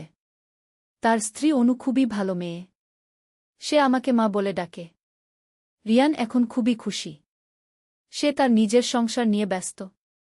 আজুশিও বিয়ে হয়ে গেছে। সে একটা ভালো ছেলে পেয়েছে। তারা আলাদা বাড়িতে থাকে, কিন্তু প্রতি সপ্তাহে আমাদের সাথে দেখা করতে আসে। তনয় এখন ইঞ্জিনিয়ারিং কলেজে পড়ে। সে খুবই মেধাবী। আমি নিশ্চিত সে ভবিষ্যতে একটা ভালো চাকরি পাবে। আর আমি আর রিতেশ, আমরা এখন একা, কিন্তু খুশি। আমাদের সন্তানরা সবাই সুখে আছে। এটাই আমাদের কাছে সবচেয়ে বড় প্রাপ্তি। আজকাল আমি মাঝে মাঝে সেই পুরানো ঘটনার কথা ভাবি। ভাবি কিভাবে একটা অশুভ আত্মা আমাদের পুরো পরিবারের জীবন বদলে দিতে পারে। কিন্তু একই সাথে এটাও বুঝি যে ভালোবাসা আর পারিবারিক বন্ধন কতটা শক্তিশালী। আমাদের পরিবারের ভালোবাসাই আমাদের সব বিপদ থেকে রক্ষা করেছে। সেই রাতের চা বানানোর ঘটনা আজও আমার মনে আছে। কিন্তু এখন আর ভয় লাগে না, কারণ আমি জানি সেটা আমার রিয়ান ছিল না। সেটা ছিল একটা অশুভ শক্তি যা আমার পরিবারকে ধ্বংস করতে চেয়েছিল। কিন্তু আমাদের পারিবারিক ভালোবাসা, আমাদের ধর্মীয় বিশ্বাস আর আমাদের পূর্বপুরুষদের আশীর্বাদ আমাদের রক্ষা করেছে। এখন আমরা শান্তিতে আছি। আমাদের বাড়িতে আর কোনো অশুভ আত্মা নেই। শুধু আছে ভালোবাসা, শান্তি আর সুখ। আজ যখন এই গল্প বলছি তখন আমার বয়স 50 হয়ে গেছে। আমার নাতিনাতনীরাও আছে। তারা আমাদের সাথে খেলতে আসে। এই বাড়িতে এখন হাসি খুশির আওয়াজ। আর কোনো রহস্যময় ঘটনা নেই। কিন্তু একটা কথা আমি সবসময় মনে রাখি। এই পৃথিবীতে যেমন ভালো শক্তি আছে তেমনি মন্দ শক্তিও আছে। আমাদের সবসময় সতর্ক থাকতে হবে। ভালো কাজ করতে হবে। প্রার্থনা করতে হবে। পরিবারের সাথে ভালোবাসায় থাকতে হবে। আর সবচেয়ে বড় কথা, কখনো অশুভ চিন্তা মনে আনা উচিত নয়। কারণ আমাদের মন দুর্বল হলে অশুভ শক্তি সেখানে ঘর বাঁধে। আমাদের মন শক্তিশালী রাখতে হবে। ইতিবাচক চিন্তা করতে হবে। এই গল্পটি আমার জীবনের একটি অভিজ্ঞতা। হয়তো অনেকেই বিশ্বাস করবেন না, কিন্তু যারা এমন অভিজ্ঞতার মুখে পড়েছেন তারা জানেন এসব কতটা সত্যি। আমি আশা করি আমার এই অভিজ্ঞতা শুনে অনেকেই সতর্ক হবেন। পরিবারের প্রতি আরও যত্নশীল হবেন। আর সবসময় ইতিবাচক চিন্তা রাখবেন। আজকের মতো এখানেই শেষ করছি। আশা করি আমার গল্পটি আপনাদের ভালো লেগেছে। আর মনে রাখবেন, ভালোবাসাই সব অশুভ শক্তির চেয়ে বড়। পারিবারিক বন্ধনই আমাদের সবচেয়ে বড় রক্ষাকবচ। ধন্যবাদ সবাইকে। সত্যের তলোয়ার, একটি ইসলামিক যুদ্ধের গল্প। প্রথম অধ্যায়, আহ্বান। আরবের মরুভূমিতে যখন সূর্য পশ্চিমে ঢলে পড়ে, তখন মদিনার মসজিদে নববীতে এক বিশেষ সমাবেশ বসে। রাসূলুল্লাহ এর সাহাবীরা জমায়েত হয়েছেন গুরুত্বপূর্ণ এক সংবাদ শোনার জন্য। খালিদ ইবনে ওয়ালিদ তখন সবেমাত্র ইসলাম গ্রহণ করেছেন। একসময় যিনি ছিলেন ইসলামের বিরুদ্ধে যুদ্ধকারী, আজ তিনি বসে আছেন মুসলমানদের সাথে। তার হৃদয়ে নতুন এক জ্যোতি জ্বলছে, ইসলামের আলো। হে সাহাবীগণ, রাসূল বললেন, শাম দেশে আমাদের ভাইয়েরা বিপদে। বাইজান্টাইন সাম্রাজ্য মুসলমানদের উপর অত্যাচার করছে। আমাদের সাহায্যের প্রয়োজন তাদের। আবু বকর দাঁড়িয়ে বললেন, ইয়া রাসূলাল্লাহ, আমরা প্রস্তুত। আল্লাহর রাস্তায় জিহাদের জন্য আমাদের জান ও মাল উৎসর্গ করতে। খালিদ ইবনে ওয়ালিদের মন তখন উত্তেজনায় ভরে ওঠে। তিনি ছিলেন একজন দক্ষ যোদ্ধা, কিন্তু এবার তিনি লড়বেন ভিন্ন উদ্দেশ্যে, আল্লাহর সন্তুষ্টির জন্য, মানুষের কল্যাণের জন্য। সেদিন রাতে খালিদ নামাজ শেষে দীর্ঘক্ষণ দোয়া করলেন। হে আল্লাহ, আপনি আমাকে হিদায়েত দান করেছেন। এখন আমাকে শক্তি দিন যাতে আপনার দিনের সেবা করতে পারি। আমার অতীতের সব পাপ ক্ষমা করুন। দ্বিতীয় অধ্যায়, প্রস্তুতি। পরের দিন মুসলিম বাহিনীর প্রস্তুতি শুরু হল। আবু উবায়দা ইবনুল জাররাহ কে প্রধান সেনাপতি নিযুক্ত করা হল। সাথে ছিলেন ইকরিমা ইবনে আবু জাহল সুরাহবিল ইবনে হাসানা আমর ইবনুল আস এবং ইয়াজিদ ইবনে আবু সুফিয়ান খালিদ ইবনে ওয়ালিদকে ইরাক থেকে শাম অভিমুখে যাত্রার নির্দেশ দেওয়া হল। তিনি তার বাহিনী নিয়ে একটি কঠিন পথ বেছে নিলেন, সিরীয় মরুভূমির মধ্য দিয়ে। কেন এই কঠিন পথ? তার এক সহযোদ্ধা জিজ্ঞেস করল। কারণ, খালিদ বললেন, শত্রুরা কখনো ভাববে না যে আমরা এই অসম্ভব পথ দিয়ে আসব। আল্লাহর উপর তাওয়াক্কুল করে এগিয়ে চলি। মরুভূমির পথ ছিল ভয়ঙ্কর। পানির অভাব, প্রচণ্ড গরম এবং বালুর ঝড়। কিন্তু মুসলিম বাহিনী ছিল দৃঢ়প্রতিজ্ঞ। তারা জানত এই জিহাদ শুধু ভূমি জয়ের জন্য নয়, এটা সত্য ও ন্যায়ের জন্য। একদিন রাতে খালিদ তার সৈনিকদের সামনে ভাষণ দিলেন, হে মুজাহিদগণ, আমরা লড়ছি আল্লাহর রাস্তায়। আমাদের উদ্দেশ্য লুট বা হত্যা নয়। আমরা চাই মানুষের মুক্তি, ন্যায়বিচার প্রতিষ্ঠা। যারা শান্তি চায় তাদের সাথে শান্তি, যারা যুদ্ধ চায় তাদের সাথে যুদ্ধ। তৃতীয় অধ্যায়, প্রথম সংঘর্ষ। শামের প্রান্তে পৌঁছে খালিদের বাহিনী প্রথম বাইজান্টাইন ফাঁড়ির সম্মুখীন হল। এই ফাঁড়িটি ছিল কাজাক নামক স্থানে। বাইজান্টাইন সৈনিকরা ছিল ভারী অস্ত্রশস্ত্রে সজ্জিত, কিন্তু মুসলিমদের ছিল ঈমানের শক্তি। খালিদ তার অশ্বারোহী বাহিনী নিয়ে পার্শ্ব দিক দিয়ে আক্রমণের পরিকল্পনা করলেন। বিসমিল্লাহ, তিনি বললেন এবং ঘোড়া ছুটালেন। যুদ্ধ শুরু হল ফজরের নামাজের পর। মুসলিম সৈনিকরা লা ইলাহা ইল্লাল্লাহু মুহাম্মাদুর রাসূলুল্লাহ কি বলে আক্রমণ করল। তাদের সাহস আর একনিষ্ঠতা দেখে বাইজান্টাইন সৈনিকরা অবাক হয়ে গেল। কিন্তু যুদ্ধের মধ্যেও মুসলিমরা ইসলামের নীতি মেনে চলল। কোনো নিরস্ত্র ব্যক্তিকে হত্যা নয়, কোনো মহিলা বা শিশুর ক্ষতি নয়, কোনো ধর্মীয় প্রতিষ্ঠান ধ্বংস নয়। যুদ্ধ শেষে খালিদ বন্দী সৈনিকদের কাছে গিয়ে বললেন, তোমাদের কোনো ক্ষতি হবে না। তোমরা চাইলে ইসলাম গ্রহণ কর, না হলে জিজিয়া দিয়ে শান্তিতে থাক। আমরা জোর করি না। এক বাইজান্টাইন সেনাপতি জিজ্ঞেস করল, তোমরা কেমন মানুষ? তোমাদের ধর্ম কি শেখায়? খালিদ মৃদু হেসে বললেন, আমাদের ধর্ম শেখায় দয়া, ন্যায়বিচার এবং মানুষের কল্যাণ। আমরা এসেছি তোমাদের অত্যাচার থেকে মুক্তি দিতে, তোমাদের ক্ষতি করতে নয়। চতুর্থ অধ্যায়, দামেস্কের পথে। কাজাকের বিজয়ের পর খালিদের বাহিনী দামেস্কের দিকে এগিয়ে চলল। পথে তারা অন্যান্য মুসলিম বাহিনীর সাথে মিলিত হল। আবু উবায়দা এর নেতৃত্বে এক শক্তিশালী মুসলিম সেনাবাহিনী গঠিত হল। দামেস্ক তখন একটি গুরুত্বপূর্ণ বাণিজ্যিক নগর। সেখানে বাস করত বিভিন্ন ধর্মের মানুষ, খ্রিস্টান, ইহুদি এবং অন্যান্য। বাইজান্টাইন শাসকরা স্থানীয় জনগণের উপর কঠোর শাসন চালাত এবং ভারী কর আদায় করত। যুদ্ধের আগে আবু উবায়দা একটি চিঠি পাঠালেন দামেস্কের গভর্নরের কাছে, আমরা তোমাদের ক্ষতি চাই না। ইসলাম গ্রহণ কর অথবা জিজিয়া দিয়ে শান্তিতে থাক। যুদ্ধ কর যদি তোমরা চাও। সিদ্ধান্ত তোমাদের। গভর্নর চিঠির জবাব দিল তলোয়ার দিয়ে। দামেস্কের চারপাশে প্রতিরক্ষা ব্যূহ তৈরি করা হল। পঞ্চম অধ্যায়, দামেস্কের অবরোধ। দামেস্ক অবরোধ শুরু হল। এটি ছিল একটি দীর্ঘমেয়াদী কৌশল। মুসলিম বাহিনী শহরটিকে ঘিরে রাখল, কিন্তু তারা কোনো নিরীহ মানুষের ক্ষতি করল না। অবরোধের সময় একটি অসাধারণ ঘটনা ঘটল। শহরের ভেতর খাদ্যাভাব দেখা দিলে আবু উবায়দা আদেশ দিলেন যাতে মহিলা, শিশু এবং বৃদ্ধদের জন্য খাবার পাঠানো হয়। কিন্তু এরা তো আমাদের শত্রু, একজন সৈনিক বলল। না, আবু উবায়দা জবাব দিলেন, এরা আমাদের ভবিষ্যৎ ভাইবোন। ইসলাম আমাদের শেখায় মানুষের সেবা করতে, তাদের কষ্ট লাঘব করতে। এই দয়ার কাজ দেখে শহরের অনেক অধিবাসীর মন পরিবর্তন হতে লাগল। তারা বুঝতে পারল যে এই মুসলিমরা সত্যিকারের ভিন্ন। অবরোধের 1 মাস পর শহরের একদল খ্রিস্টান নেতা গোপনে মুসলিম শিবিরে এসে বলল, আমরা তোমাদের সাথে সন্ধি করতে চাই। তোমরা যা বলছ তা কি সত্য? তোমরা কি সত্যিই আমাদের ধর্মের স্বাধীনতা দেবে? আবু উবায়দা তাদের আশ্বস্ত করলেন, আল্লাহর কসম, আমরা তোমাদের উপাসনালয় ধ্বংস করব না, তোমাদের ধর্ম পালনে বাধা দেব না। শুধু ন্যায্য কর দাও এবং শান্তিতে থাকু। 6 অধ্যায়, রাতের আক্রমণ।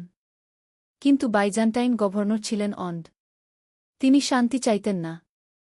একদিন রাতে তিনি গোপনে মুসলিম শিবিরে আক্রমণের পরিকল্পনা করলেন।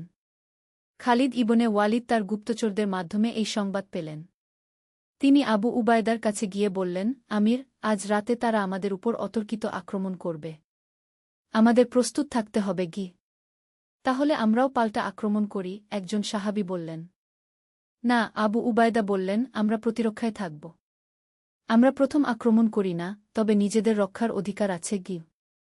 রাত গভীর হলে বাইজান্টাইন সৈনিকরা আক্রমণ করল। কিন্তু মুসলিমরা ছিলেন প্রস্তুত।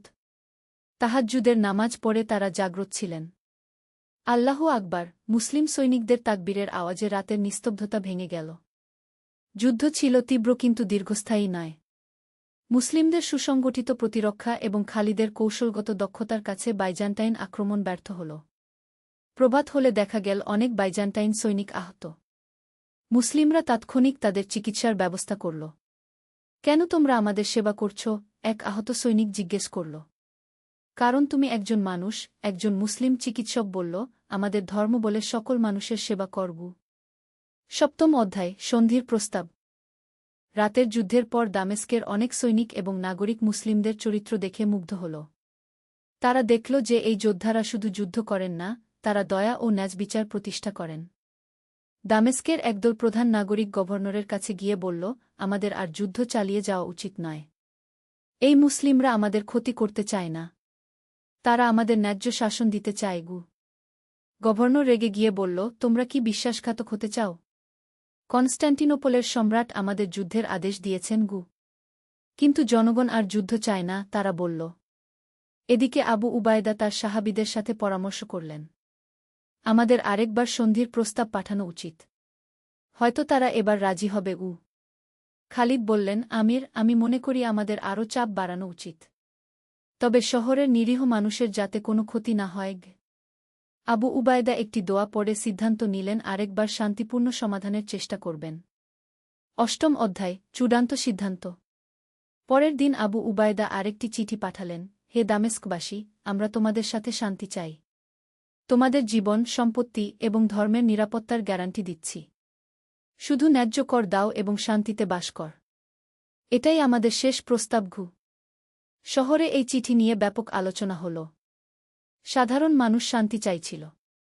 তারা দেখেছিল মুসলিমদের ন্যায়পরায়ণতা এবং দয়া। গভর্নর বুঝতে পারলেন যে তিনি জনগণের সমর্থন হারিয়ে ফেলেছেন। সেই রাতে তিনি গোপনে কনস্ট্যান্টিনোপলে পালিয়ে গেলেন। পরের দিন সকালে দামেস্কের নগর প্রধানরা মুসলিম শিবিরে এসে বলল, আমরা আপনাদের প্রস্তাব গ্রহণ করছি। শান্তি চুক্তি করতে চাই। আবু উবায়দা আল্লাহর শুকরিয়া আদায় করলেন। রক্তপাত ছাড়াই দামেস্ক মুসলিমদের নিয়ন্ত্রণে এল। 9ম অধ্যায়, নতুন শাসন। দামেস্ক জয়ের পর মুসলিমরা যে শাসন ব্যবস্থা চালু করল তা ছিল অভূতপূর্ব। তারা প্রতিশ্রুতি অনুযায়ী সকল ধর্মের মানুষের নিরাপত্তা নিশ্চিত করল। খ্রিস্টানরা তাদের গির্জায় প্রার্থনা করতে পারত, ইহুদিরা তাদের সিনাগ্গে উপাসনা করতে পারত। কেউ জোর করে ইসলাম গ্রহণ করতে বলেনি। একদিন একটি খ্রিস্টান পরিবার আবু উবায়দার কাছে এসে বলল, আপনাদের ন্যায়বিচার দেখে আমরা মুগ্ধ। আমরা ইসলাম সম্পর্কে জানতে চাই। আবু উবায়দা তাদের সাথে দীর্ঘ আলোচনা করলেন ইসলামের মূলনীতি নিয়ে। তিনি বললেন, ইসলাম মানে শান্তি, এক আল্লাহর উপাসনা, সকল মানুষের সমানাধিকার, দরিদ্রদের সেবা, এগুলোই ইসলামের মূল কথা। সেই পরিবার এবং আরও অনেকে স্বেচ্ছায় ইসলাম গ্রহণ করল। তারা বুঝতে পারল যে এই ধর্ম তাদের মুক্তি দিচ্ছে। মুসলিম শাসনে দামেস্কের অর্থনৈতিক অবস্থার উন্নতি হল। দুর্নীতি কমে গেল, ন্যায়বিচার প্রতিষ্ঠিত হল এবং জনগণ শান্তিতে বাস করতে লাগল। দশম অধ্যায় ইয়ারমুকের প্রান্তরে। কিন্তু বাইজান্টাইন সাম্রাজ্য হার মানতে রাজি ছিল না। সম্রাট হেরাক্লিয়াস একটি বিশাল বাহিনী পাঠালেন দামেস্ক পুনর্দখল করার জন্য। এই বাহিনী ছিল 1,00,000-এরও বেশি সৈনিকের। মুসলিম বাহিনী তখন মাত্র 30,000-এর মতো। সংখ্যার দিক থেকে তারা ছিল অনেক পিছিয়ে। খালিদ ইবনে ওয়ালিদ আবু উবায়দার কাছে বললেন, আমির, আমাদের উচিত ইয়ারমুকের প্রান্তরে তাদের মোকাবেলা করা। সেখানে আমরা কৌশলগত সুবিধা পাব। আবু উবায়দা সকল সেনাপতিদের সাথে পরামর্শ করে সিদ্ধান্ত নিলেন ইয়ারমুকে যাওয়ার। যাত্রার আগে মুসলিম বাহিনী বিশেষ নামাজ আদায় করল। তারা জানত এটি হবে একটি নির্ণায়ক যুদ্ধ। হে আল্লাহ, আবু উবায়দা দোয়া করলেন, আমরা লড়ছি আপনার দিনের জন্য, মানুষের মুক্তির জন্য। আমাদের সাহায্য করুন। একাদশ অধ্যায় সিদ্ধান্তের যুদ্ধ। ইয়ারমুকের প্রান্তরে দুই বাহিনী মুখোমুখি হল। একদিকে বাইজান্টাইনদের বিশাল বাহিনী, অন্যদিকে মুসলিমদের ছোট কিন্তু দৃঢ়প্রতিজ্ঞ সৈন্যদল। যুদ্ধ শুরুর আগে আবু উবায়দা তার সৈনিকদের সামনে ভাষণ দিলেন, হে মুজাহিদগণ, আমরা সংখ্যায় কম কিন্তু আমাদের সাথে আছে আল্লাহর সাহায্য। আমরা লড়ছি সত্যের জন্য। জান্নাত আমাদের অপেক্ষা করছে। খালিদ ইবনে ওয়ালিদ তার বিখ্যাত চাঁদ কৌশল প্রয়োগ করার পরিকল্পনা করলেন। তিনি একদল অশ্বারোহী সৈনিক নিয়ে শত্রুদের পিছন দিক থেকে আক্রমণের প্রস্তুতি নিলেন। যুদ্ধ শুরু হল ফজরের পর। আল্লাহু আকবার, এই গগনবিদারী আওয়াজে ইয়ারমুকের প্রান্তর কেঁপে উঠল। প্রথম দিকে বাইজান্টাইনরা তাদের সংখ্যাধিক্যের সুবিধা নিয়ে এগিয়ে এল। কিন্তু মুসলিমরা ছিল অটল। তারা জানত এই যুদ্ধ শুধু একটি ভূখণ্ডের জন্য নয়, এটা সত্য ও মিথ্যার মধ্যে, ন্যায় ও অন্যায়ের মধ্যে। দুপুরের দিকে খালিদ তার গোপন পরিকল্পনা বাস্তবায়ন করলেন। তিনি তার অশ্বারোহী বাহিনী নিয়ে বাইজান্টাইনদের পেছন দিক দিয়ে আক্রমণ করলেন। এই অতর্কিত আক্রমণে শত্রুবাহিনী বিশৃঙ্খল হয়ে পড়ল। সাইফুল্লাহ, আল্লাহর তলোয়ার! মুসলিম সৈনিকরা খালিদের নাম ধরে চিৎকার করতে লাগল। দ্বাদশ অধ্যায় বিজয়ের মুহূর্ত। ইয়ারমুকের যুদ্ধ 3 দিন স্থায়ী হল। তৃতীয় দিন সন্ধ্যার দিকে বাইজান্টাইন বাহিনী পরাজয় স্বীকার করে পিছু হটল। এই বিজয় ছিল ইসলামের ইতিহাসে এক মাইলফলক। যুদ্ধ শেষে আবু উবায়দা সিজদায় পড়ে গেলেন। আলহামদুলিল্লাহ, তিনি আল্লাহর শুকরিয়া আদায় করলেন। কিন্তু বিজয়ের মুহূর্তেও মুসলিমরা তাদের নীতি ভুলে যাননি। আহত শত্রুসৈনিকদের চিকিৎসা করা হল, বন্দীদের সাথে সদয় ব্যবহার করা হল। একজন বাইজান্টাইন জেনারেল খালিদের কাছে এসে বলল, তোমাদের মতো যোদ্ধা আমি কখনো দেখিনি। তোমরা জয়ী হয়েও দয়া দেখাও। এটা কেমন সম্ভব? খালিদ জবাব দিলেন, আমাদের ধর্ম আমাদের শেখায় বিজয়ী হয়েও বিনয়ী থাকতে। আমরা যুদ্ধ করি শান্তি প্রতিষ্ঠার জন্য, প্রতিশোধের জন্য নয়। সেই জেনারেল এবং আরও অনেকে সেদিন ইসলাম গ্রহণ করলেন। তারা বুঝতে পেরেছিলেন যে এই ধর্মেই তাদের আত্মিক শান্তি দিতে পারে। ত্রয়োদশ অধ্যায় শাসন ব্যবস্থার পরিবর্তন। ইয়ারমুকের বিজয়ের পর পুরো শাম অঞ্চল মুসলিমদের নিয়ন্ত্রণে এল। কিন্তু এই বিজয় এনেছিল নতুন দায়িত্ব। এখন তাদের শাসন করতে হবে লক্ষ লক্ষ মানুষকে, বিভিন্ন ধর্ম, ভাষা ও সংস্কৃতির। আবু উবায়দা একটি প্রশাসনিক কাউন্সিল গঠন করলেন। এতে ছিলেন মুসলিম সেনাপতিরা এবং স্থানীয় খ্রিস্টান ও ইহুদি নেতারাও। আমাদের লক্ষ্য, আবু উবায়দা বললেন, সকল মানুষের কল্যাণ। ধর্ম যাই হোক, সবাই সমান ন্যায়বিচার পাবে। নতুন শাসন ব্যবস্থায় যে পরিবর্তনগুলো এল: দুর্নীতি সম্পূর্ণভাবে বন্ধ, ন্যায্য কর ব্যবস্থা, সকল ধর্মের স্বাধীনতা, দরিদ্রদের জন্য বিশেষ সাহায্য, শিক্ষা ব্যবস্থার উন্নয়ন। একদিন এক খ্রিস্টান বৃদ্ধ আবু উবায়দার কাছে এসে বলল, আমি ৮০ বছর বয়সে এসে দেখলাম প্রকৃত ন্যায়বিচার কাকে বলে। বাইজান্টাইন শাসনে আমরা কখনো এমন শান্তি পাইনি। চতুর্দশ অধ্যায় সহাবস্থানের উদাহরণ। মুসলিম শাসনাধীন শামে একটি অসাধারণ সভ্যতার বিকাশ ঘটল। এখানে মুসলিম, খ্রিস্টান, ইহুদি সবাই মিলেমিশে বাস করতে লাগল। দামেস্কে একটি বাজারে দেখা যেত মুসলিম, খ্রিস্টান এবং ইহুদি ব্যবসায়ীরা একসাথে ব্যবসা করছেন। কেউ কারো ধর্ম নিয়ে বিতর্ক করতেন না, সবাই নিজ নিজ বিশ্বাস পালন করতেন। একদিন শুক্রবার জুমার নামাজের সময় দেখা গেল একটি অভূতপূর্ব দৃশ্য। মসজিদের পাশের খ্রিস্টান গির্জায় আগুন লেগে গেছে। মুসলিমরা তৎক্ষণাৎ নামাজ ছেড়ে আগুন নেভাতে সাহায্য করল। কেন তোমরা নামাজ ছেড়ে এলে? একজন খ্রিস্টান জিজ্ঞেস করল। কারণ, একজন মুসলিম বলল, মানুষের সেবা আল্লাহর ইবাদতের অংশ। তোমাদের উপাসনালয় রক্ষা করাও আমাদের দায়িত্ব। এই ঘটনার পর অনেক খ্রিস্টান পরিবার ইসলাম সম্পর্কে আগ্রহী হয়ে উঠল। পঞ্চদশ অধ্যায় শিক্ষা ও গানের বিস্তার। মুসলিম শাসনের সামে শিক্ষা ব্যবস্থার অভূতপূর্ব উন্নতি হল। খালিদ ইবনে ওয়ালিদ শুধু একজন যোদ্ধা ছিলেন না, তিনি ছিলেন গানপ্রেমিকও। তিনি দামেস্কে একটি শিক্ষা কেন্দ্র প্রতিষ্ঠা করলেন। এই কেন্দ্রে শেখানো হতো কুরআন ও হাদিস, আরবি ভাষা ও সাহিত্য, গণিত ও জ্যোতির্বিদ্যা, চিকিৎসাবিদ্যা, দর্শন ও নীতিশাস্ত্র। মজার বিষয় হল, এই শিক্ষা কেন্দ্রে শুধু মুসলিমরাই নয়, খ্রিস্টান এবং ইহুদি ছাত্ররাও পড়াশোনা করত। জ্ঞানের ক্ষেত্রে কোনো ধর্মীয় বাধা ছিল না। একদিন এক ইহুদি পণ্ডিত খালিদের কাছে এসে বললেন, আপনাদের এই জ্ঞানপ্রেম আমাকে অভিভূত করেছে। ইসলাম সত্যিই জ্ঞানের ধর্ম? খালিদ বললেন, আমাদের রাসূল শাহ বলেছেন, জ্ঞান অর্জন করা প্রতিটি মুসলিমের উপর ফরজ। আমরা সবার কাছ থেকে জ্ঞান নিতে চাই এবং সবাইকে জ্ঞান দিতে চাই। ষোড়শ অধ্যায় চূড়ান্ত পরীক্ষা। কিছু বছর পর আবার একটি বড় চ্যালেঞ্জ এল। পার্শ্ব থেকে একটি বিদ্রোহী গোষ্ঠী শামে আক্রমণ করার হুমকি দিল। তারা দাবি করল যে তারাই প্রকৃত ইসলাম প্রতিষ্ঠা করবে। এই গোষ্ঠীর নেতা ছিল মুসাজলামা নামক একজন মিথ্যা নবী দাবিদার। তার অনুসারীরা শামের মুসলিমদের বিরুদ্ধে প্রচারণা চালাচ্ছিল। আবু উবায়দা এই সংকটে খুবই চিন্তিত হলেন। তিনি খালিদের সাথে পরামর্শ করলেন। এটি আরও কঠিন চ্যালেঞ্জ, খালিদ বললেন, কারণ এরা মুসলিম নাম দিয়ে ইসলামের বিরুদ্ধে লড়ছে। আমাদের খুব সাবধানে এগোতে হবে। আবু উবায়দা সিদ্ধান্ত নিলেন প্রথমে শান্তিপূর্ণ সমাধানের চেষ্টা করবেন। তিনি মুসায়লামার কাছে একটি দূত পাঠালেন। দূত ফিরে এসে জানাল যে মুসায়লামা কোনো সমঝোতায় রাজি নয়। সে নিজেকে নবী দাবি করে চলেছে। সপ্তদশ অধ্যায় বিভ্রান্তির বিরুদ্ধে। মুসায়লামার বিরুদ্ধে অভিযানের আগে আবু উবায়দা তার বাহিনীকে বিশেষ প্রশিক্ষণ দিলেন। এটি শুধু শারীরিক যুদ্ধ নয়, ছিল মতাদর্শিক যুদ্ধ। মনে রেখো, আবু উবায়দা বললেন, আমরা মুসায়লামার সাথে যুদ্ধ করছি, তার অনুসারীদের সাথে নয়। তারাও আমাদের মুসলিম ভাই, শুধু বিভ্রান্ত হয়ে গেছে। যুদ্ধক্ষেত্রে গিয়ে দেখা গেল মুসায়লামার অনেক অনুসারী আসলে সাধারণ মানুষ, যারা তার মিথ্যা প্রচারণায় বিভ্রান্ত হয়েছে। যুদ্ধ শুরুর আগে খালিদ তার সৈনিকদের বললেন, যারা আত্মসমর্পণ করবে তাদের ক্ষমা করবে, যারা সত্য বুঝতে পারবে তাদের স্বাগত জানাবে। যুদ্ধ হল কিন্তু অনেক রক্তপাত ছাড়াই। কারণ যুদ্ধের মাঝেই অনেক বিভ্রান্ত অনুসারী সত্য বুঝতে পেরে মুসলিম বাহিনীতে যোগ দিল। মুসায়লামা নিহত হওয়ার পর তার বাকি অনুসারীরা আত্মসমর্পণ করল। আবু উবায়দা তাদের সবাইকে ক্ষমা করে দিলেন এবং তাদের আবার প্রকৃত ইসলামের শিক্ষা দিলেন। অষ্টাদশ অধ্যায় উত্তরাধিকার। বছরগুলো কেটে গেল। শামে ইসলামী শাসন দৃঢ়মূল হল। খালিদ ইবনে ওয়ালিদ বিদ্ধ হয়ে গেলেন, কিন্তু তার সাহস ও ঈমান ছিল অটুট। একদিন তিনি তার ছেলেদের কাছে বললেন, আমি জীবনে অনেক যুদ্ধ করেছি, কিন্তু মনে রেখো, আমরা যুদ্ধ করেছি শান্তি প্রতিষ্ঠার জন্য। তোমরাও এই পথে চলবে।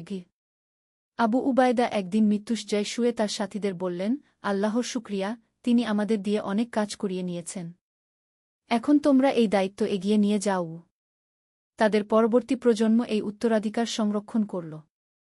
শামে গড়ে উঠল একটি আদর্শ সমাজ, যেখানে ন্যায়বিচার, সহিষ্ণুতা এবং জ্ঞানচর্চা একসাথে ফুলে ফলে উঠল।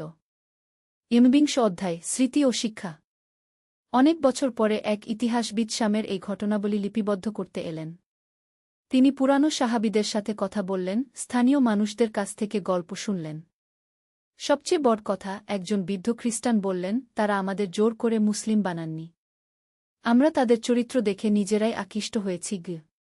তারা প্রমাণ করেছিল। একজন প্রাক্তন ইহুদি পণ্ডিত বললেন, যে ধর্মে জোর নেই, সত্যিকারের ধর্ম মানুষের হৃদয় জয় করে। কি? এক মুসলিম তরুণ জিজ্ঞেস করল, তাহলে আমাদের শিক্ষা কি? ইতিহাসবিদ বললেন, শিক্ষা হল, ইসলাম শুধু একটি ধর্ম নয়, এটি একটি জীবন ব্যবস্থা। এটি শেখায় কিভাবে ন্যায়ের সাথে যুদ্ধ করতে হয়, কিভাবে বিজয়ের পর বিনয়ী থাকতে হয় এবং কিভাবে সবার সাথে শান্তিতে বাস করতে হয়। বিংশ অধ্যায় চিরন্তন বার্তা। খালিদ ইবনে ওয়ালিদ তার জীবনের শেষ দিনগুলোতে প্রায় বলতেন, আমি শত শত যুদ্ধে অংশ নিয়েছি, কিন্তু কখনো পরাজিত হইনি। এর কারণ আমার বীরত্ব নয়, এর কারণ আল্লাহর সাহায্য এবং সত্যের শক্তিগু। তিনি আরও বলতেন, প্রকৃত জিহাদ শুধু তলোয়ার দিয়ে নয়। প্রকৃত জিহাদ হল নিজের নফসের বিরুদ্ধে, অন্যায়ের বিরুদ্ধে এবং অজ্ঞতার বিরুদ্ধে। আবু উবায়দার শেষ বাণী ছিল, ইসলাম এসেছে মানুষকে মুক্তি দিতে, দাসত্ব থেকে, অত্যাচার থেকে, অজ্ঞতা থেকে। যে এই উদ্দেশ্যে কাজ করে সেই প্রকৃত মুসলিম। শামের এই ইতিহাস আজও মানুষকে শেখায় যে সত্যিকারের শক্তি সত্য ও ন্যায়ের মধ্যে। যারা মানুষের কল্যাণে কাজ করে, আল্লাহ তাদের সাহায্য করেন। উপসংহার: সত্যের তলোয়ার শুধু লোহার তৈরি নয়, এটি তৈরি উমান, ন্যায়বিচার এবং মানবতার ভালোবাসা দিয়ে। খালিদ ইবনে ওয়ালিদ, আবু উবায়দা এবং তাদের সাথীরা দেখিয়েছিলেন যে প্রকৃত বিজয় হল মানুষের হৃদয় জয় করা। আজকের যুগেও এই শিক্ষা প্রাসঙ্গিক। যারা ইসলামের সত্যিকারের অনুসারী, তারা সহিষ্ণু, দয়ালু এবং ন্যায়বিচারক। তারা জোর করে কাউকে তাদের বিশ্বাস গ্রহণ করতে বলে না, বরং নিজেদের আচরণ দিয়ে মানুষকে আকৃষ্ট করে। ইসলামের প্রকৃত জিহাদ হল মানবতার সেবা, জ্ঞানের প্রসার এবং পৃথিবীতে শান্তি প্রতিষ্ঠা। এটাই সত্যের তলোয়ারের আসল শক্তি। তোমাদের মধ্যে যারা ঈমান এনেছে এবং সৎকর্ম করেছে, আল্লাহ তাদের প্রতিশ্রুতি দিয়েছেন যে তিনি অবশ্যই তাদেরকে পৃথিবীতে খলিফা বানাবেন। সূরা নূর ৫:৫। নূরের সন্ধানে একটি ইসলামিক গল্প। প্রথম অধ্যায়, হারিয়ে যাওয়া পথ। মক্কার পবিত্র শহরে, যেখানে কাবা শরীফের মিনার আকাশ ছুঁয়ে আছে, সেখানে বাস করত এক যুবক। তার নাম আহমদ ইবনে সুলাইমান। বয়স মাত্র ২৫ বছর, কিন্তু জীবনের অভিজ্ঞতায় ভরপুর। পিতা ছিলেন একজন সফল ব্যবসায়ী, মাতা ছিলেন অত্যন্ত ধার্মিক ও দানশীল। কিন্তু আহমদের হৃদয়ে ছিল এক গভীর অন্ধকার। শৈশবে পিতার মৃত্যুর পর আহমদ ধীরে ধীরে দিনের পথ থেকে দূরে সরে গিয়েছিল। ব্যবসার নামে অন্যায় পথে অর্থ উপার্জন, মিথ্যা কথা, প্রতারণা, এসব তার জীবনের অংশ হয়ে গিয়েছিল। নামাজ পড়া বন্ধ করেছে বছরের পর বছর আগে। কুরআন তেলাওয়াত, সেটা তো এক দূরের ব্যাপার। একদিন সকালে আহমদ তার দোকানে বসে হিসাব মিলাচ্ছিল। হঠাৎ এক বৃদ্ধ লোক এসে তার সামনে দাঁড়াল। লোকটির চেহারায় ছিল এক অদ্ভুত নূর, চোখে প্রশান্তি। সাদা দাড়ি, সাদা কাপড়, কিন্তু সেই সাদার মধ্যেই যেন লুকিয়ে ছিল হাজারো রঙের ছটা। আসসালামু আলাইকুম বৎস, বৃদ্ধ লোকটি বলল। আহমদ একটু বিরক্তির সাথে তাকাল। কি চান? একটুখানি পানি পান করব, বৃদ্ধ লোকটি বিনয়ের সাথে বলল। আহমদের দোকানে পানির ব্যবস্থা ছিল, কিন্তু সে এই বৃদ্ধ লোকের জন্য পানি দিতে চাইল না। এখানে পানি নেই, অন্যত্র যান। বৃদ্ধ লোকটি হাসল। সেই হাসিতে কোনো দুঃখ বা রাগ ছিল না, বরং ছিল অসীম করুণা। বৎস, তুমি মিথ্যা বলছ। তোমার পেছনেই তো পানির পাত্র দেখতে পাচ্ছি। আহমদ রেগে গেল। তাহলে কি? আমি কাউকে বিনামূল্যে কিছু দিই না। বৃদ্ধ লোকটি তার পকেট থেকে একটি সোনার দিনার বের করল। এই নাও, এর দাম। সোনার দিনার দেখে আহমদের চোখ চকচক করে উঠল। সে তাড়াতাড়ি পানি এনে বৃদ্ধের হাতে দিল। বৃদ্ধ লোকটি পানি পান করার পর দিনারটি আহমদের হাতে রাখল। বৎস, আল্লাহ তায়ালা তোমাকে হেদায়েত দান করুন, বলে তিনি চলে গেলেন। সেদিন রাতে আহমদ ঘুমাতে পারল না। বারবার তার মনে পড়ছিল বৃদ্ধ লোকটির চেহারা, তার হাসি, তার দোয়া। সোনার দিনারটি হাতে নিয়ে দেখতে লাগল। হঠাৎ লক্ষ্য করল, দিনারে কোনো লেখা নেই, কিন্তু এর উপর এক অদ্ভুত নকশা আছে, যেন আরবি ক্যালিগ্রাফির মতো, কিন্তু তা পড়তে পারছে না। দ্বিতীয় অধ্যায়, প্রথম সাক্ষাৎ। পরের দিন সকালে আহমদ সেই সোনার দিনার নিয়ে বাজারে গেল এর দাম যাচাই করতে। স্বর্ণকার দেখে বলল, এ তো খাঁটি সোনা, কিন্তু এমন দিনার আমি কখনো দেখিনি। এর নকশা অন্যরকম। এর দাম কত? আহমদ জিজ্ঞেস করল। কমপক্ষে ১০০ দিনার, স্বর্ণকার বলল। আহমদ অবাক হয়ে গেল। এক গ্লাস পানির জন্য ১০০ দিনারের দাম! সে তাড়াতাড়ি তার দোকানে ফিরে গেল। সারাদিন সেই বৃদ্ধ লোকটির অপেক্ষা রইল, কিন্তু তিনি আর এলেন না। দিন পার হতে লাগল। আহমদ প্রতিদিন সেই দিনারটি হাতে নিয়ে দেখত। অদ্ভুত ব্যাপার হল, দিনারটি হাতে নেওয়ার সময় তার মনে এক ধরনের প্রশান্তি আসত। রাতে ঘুমানোর আগে দিনারটি বুকের উপর রেখে শুয়ে থাকত, আর তখন তার স্বপ্নে আসত নানা রকম দৃশ্য। কখনো দেখত সে মক্কার পবিত্র কাবা ঘরের চারিদিকে তাওয়াফ করছে, কখনো দেখত মদিনার রওয়া শরীফে হাজির হয়ে কাঁদছে। কখনো স্বপ্নে দেখত সে এক সুন্দর বাগানে, যেখানে নদী বয়ে যাচ্ছে, আর সেই নদীর পানি দেখতে দুধের মতো সাদা, মধুর মতো মিষ্টি।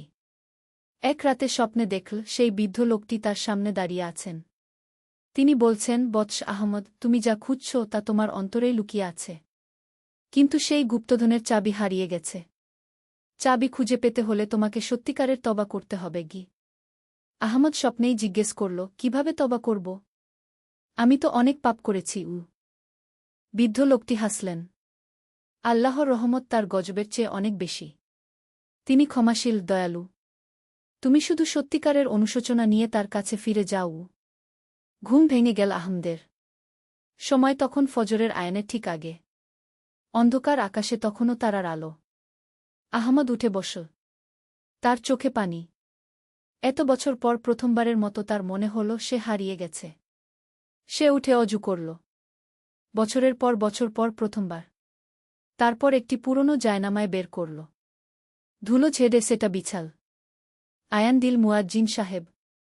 আহমদ দাঁড়িয়ে গেল নামাজের জন্য। প্রথমে মনে করতে পারল না কিভাবে নামাজ পড়তে হয়। কিন্তু ধীরে ধীরে সবকিছু মনে এসে গেল। সূরা ফাতিহা, তাকবীর, সাজদা সব যেন অন্তরে গেঁথে আছে। নামাজ শেষে বসে রইল অনেকক্ষণ। মনের ভেতর কাঁদছিল। হে আল্লাহ, আমি অনেক অন্যায় করেছি। তুমি আমাকে ক্ষমা করে দাও। তৃতীয় অধ্যায়, তওবার পথ। সেদিন থেকে আহমদের জীবনে পরিবর্তন আসতে শুরু করল। সে নিয়মিত 5 ওয়াক্ত নামাজ পড়তে লাগল। ব্যবসায়িক কাজকর্মে সততা আনার চেষ্টা করতে লাগল। গরিব মানুষদের সাহায্য করতে শুরু করল। কিন্তু পরিবর্তনটা সহজ ছিল না। বছরের পর বছর ধরে যে অভ্যাস গড়ে উঠেছিল তা এক রাতে বদলানো সম্ভব নয়। মিথ্যা বলার অভ্যাস, প্রতারণার প্রবণতা, এসব এখনও তাকে পেয়ে বসত। একদিন এক দরিদ্র বিধবা মহিলা এল তার দোকানে। তার হাতে একটি পুরানো সোনার আংটি। ভাই, এটা বিক্রি করতে চাই। আমার ছেলে অসুস্থ, চিকিৎসার জন্য টাকা দরকার। পুরানো আহমদ হলে এই সুযোগে আংটিটি কম দামে কিনে নিত। কিন্তু এবার সে ন্যায্য দাম দিল। উল্টো নিজের পকেট থেকে আরও কিছু টাকা দিয়ে বলল, এগুলো আপনার ছেলের চিকিৎসার জন্য। মহিলাটি আহমদের জন্য দোয়া করে চলে গেল। সেদিন রাতে আহমদের স্বপ্নে সেই বৃদ্ধ লোকটি আবার এলেন। বৎস, তুমি ঠিক পথে এগিয়ে চলেছ। কিন্তু এটা শুধু শুরু। আসল পরীক্ষা এখনও বাকি। কি ধরনের পরীক্ষা? আহমদ জিজ্ঞেস করল। তুমি শীঘ্রই জানতে পারবে। মনে রেখো, সবচেয়ে কঠিন জিহাদ হল নফসের বিরুদ্ধে জিহাদ। নিজের মন্দ প্রবৃত্তির বিরুদ্ধে যুদ্ধ। পরের দিন সকালে আহমদের দোকানে এল তার পুরানো ব্যবসায়িক সহযোগী, আবু বকর। সে ছিল অত্যন্ত ধূর্ত ও প্রতারক। আহমদ ভাই, আজকাল আপনাকে খুব বদলে গেছে মনে হচ্ছে। আগের মতো আর চালাকি নেই কেন? আবু বকর হাসতে হাসতে বলল। আমি সত্যিকারের পথে ফিরে আসার চেষ্টা করছি, আহমদ জবাব দিল। আরে, এসব ধর্মটর্ম ছাড়েন। ব্যবসায় এসব কাজ করে না। আমার কাছে একটা দারুণ অফার আছে। আবু বকর তারপর একটা পরিকল্পনা বলল যা সম্পূর্ণভাবে হারাম ও প্রতারণাপূর্ণ ছিল। এতে অনেক টাকা আয় হওয়ার সম্ভাবনা ছিল, কিন্তু গরিব মানুষেরা ক্ষতিগ্রস্ত হতো। আহমদের মন টালমাটাল হয়ে গেল। একদিকে প্রচুর অর্থ উপার্জনের সুযোগ, অন্যদিকে সদ্য খুঁজে পাওয়া সত্য পথ। সে কিছুক্ষণ চুপ করে রইল। কি ভাবছেন? এই সুযোগ হাতছাড়া করবেন? আবু বকর প্ররোচনা দিতে লাগল। আহমদ গভীর নিঃশ্বাস ফেলে বলল, না, আমি এতে অংশ নিতে পারব না। এটা সঠিক নয়। আবু বকর রেগে গেল। তাহলে এই শহরে আপনার আর ব্যবসা করার দরকার নেই। দেখবেন আমি কিভাবে আপনার গ্রাহকদের আমার দিকে নিয়ে যাই। আহমদ শান্তভাবে বলল, আল্লাহ যা ভালো মনে করেন। চতুর্থ অধ্যায়, পরীক্ষার সময়। আবু বকরের হুমকি মিথ্যা ছিল না। সে সত্যিই আহমদের বিরুদ্ধে ষড়যন্ত্র শুরু করল। বাজারে আহমদের বিরুদ্ধে মিথ্যা কথা ছড়াতে লাগল। তার গ্রাহকদের বিভিন্ন প্রলোভন দেখিয়ে নিজের দোকানে আকর্ষণ করতে লাগল। আস্তে আস্তে আহমদের ব্যবসা কমতে লাগল। এক সপ্তাহেই তার আয় অর্ধেক হয়ে গেল। 1 মাসের মধ্যে তার অবস্থা খুবই খারাপ হয়ে গেল। একদিন সন্ধ্যায় আহমদ তার দোকানে একা বসে হিসাব কষছিল। দেখল আর মাত্র 10 দিনের খরচ চালানোর মতো টাকা আছে। তারপর কি হবে? এমন সময় সেই বৃদ্ধ লোকটি এসে হাজির হলেন। এতদিন পর তাকে দেখে আহমদের মনে আনন্দ ও সাথে সাথে লজ্জা হল। আসসালামু আলাইকুম বৎস, বৃদ্ধ লোকটি বলল। ওয়ালাইকুমুস সালাম। আহমদ উঠে দাঁড়িয়ে সালামের জবাব দিল। কেমন আছো? আহমদের চোখে পানি এসে গেল। আল্লাহর রহমতে। ব্যবসার অবস্থা কেমন? খুবই খারাপ। আমি সৎ পথে চলতে চেয়েছি, কিন্তু বিপদে পড়ে গেছি। বৃদ্ধ লোকটি হাসলেন। বৎস, এটাই হল পরীক্ষা। আল্লাহ তায়ালা তার প্রিয় বান্দাদের পরীক্ষা করেন গু। তিনি তার পকেট থেকে আবার কিছু সোনার দিনার বের করে আহমদের হাতে দিলেন। এগুলো নাও। না, আমি পারব না। আপনি কে? আপনার সাথে আমার কোনো পরিচয় নেই গি। আমার পরিচয় জানার দরকার নেই। শুধু এটুকু জান যে আমি তোমার ভাল চাই। এই দিনারগুলো আল্লাহর পক্ষ থেকে রিজিক মনে কর গো। আহমদ কাঁদতে কাঁদতে দিনারগুলো নীল। আল্লাহ আপনার মঙ্গল করুন গো। বৎস, এখন শোনো।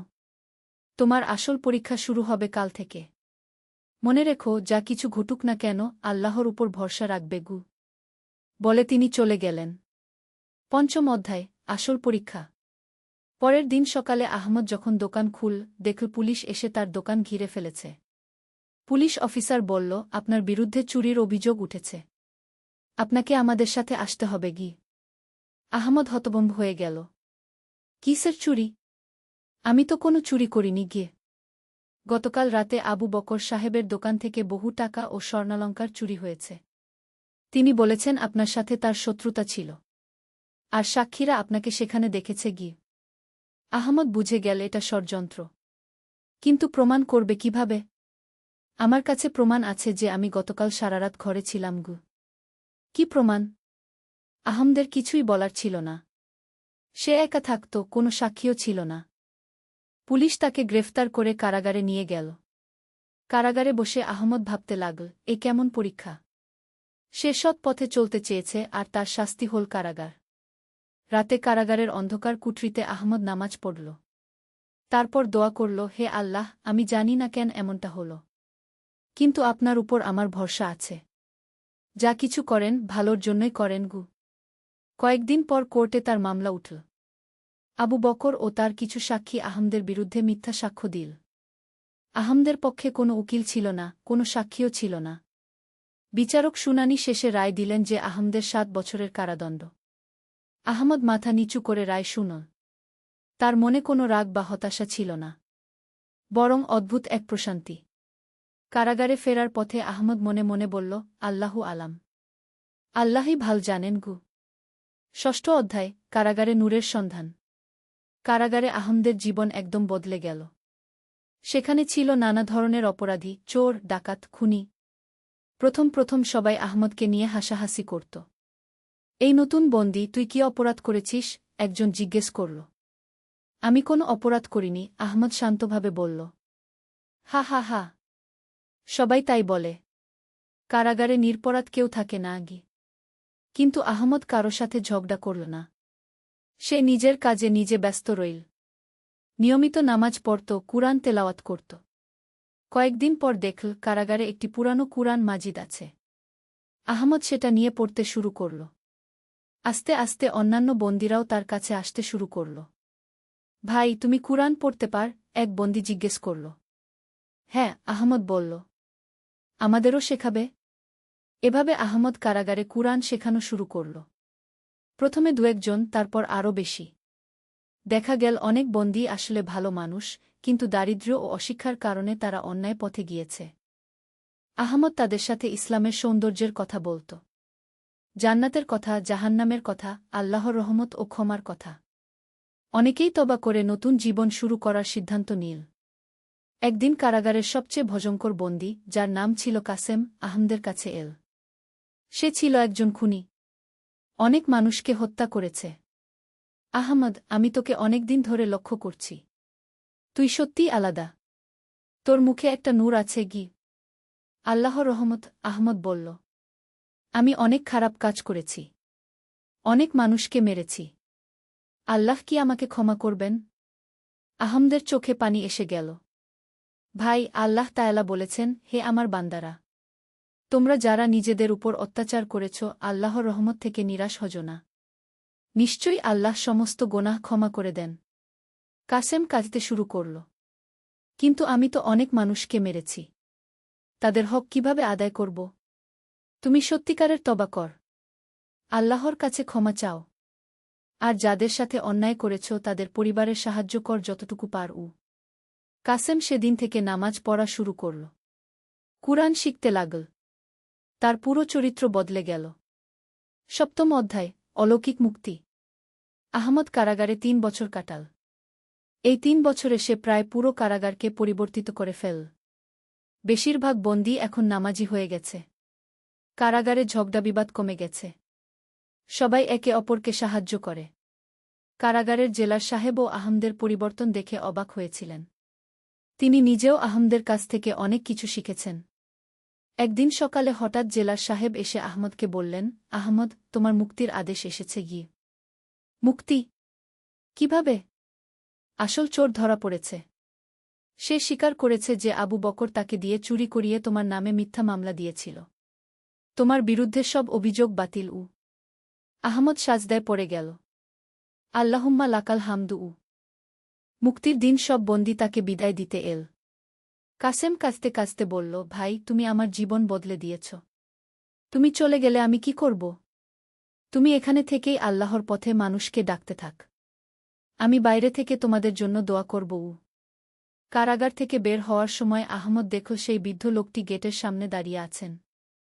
তাকে দেখে আহমদের অন্তর আনন্দে ভরে গেল। আসসালামু আলাইকুম, বৃদ্ধ লোকটি বলল। ওয়ালাইকুমুসসালাম। আপনি এখানে? তোমাকে নিতে এসেছি গু। নিতে? কোথায়? চল, দেখবে গু। অষ্টম অধ্যায়, নতুন জীবনের শুরু। বৃদ্ধ লোকটি আহমদকে শহরের একেবারে অন্য প্রান্তে নিয়ে গেলেন। সেখানে দেখল একটি ছোট কিন্তু সুন্দর দোকান। দোকানের সাইনবোর্ডে লেখা, আলামিন ট্রেডিং। এটা কার দোকান? আহমদ জিজ্ঞেস করল। তোমার। আমার? কিভাবে সম্ভব? তুমি যখন কারাগারে ছিলে তখন আমি তোমার নামে এই দোকান কিনেছি। এখানে তোমার নতুন জীবন শুরু হবে গু।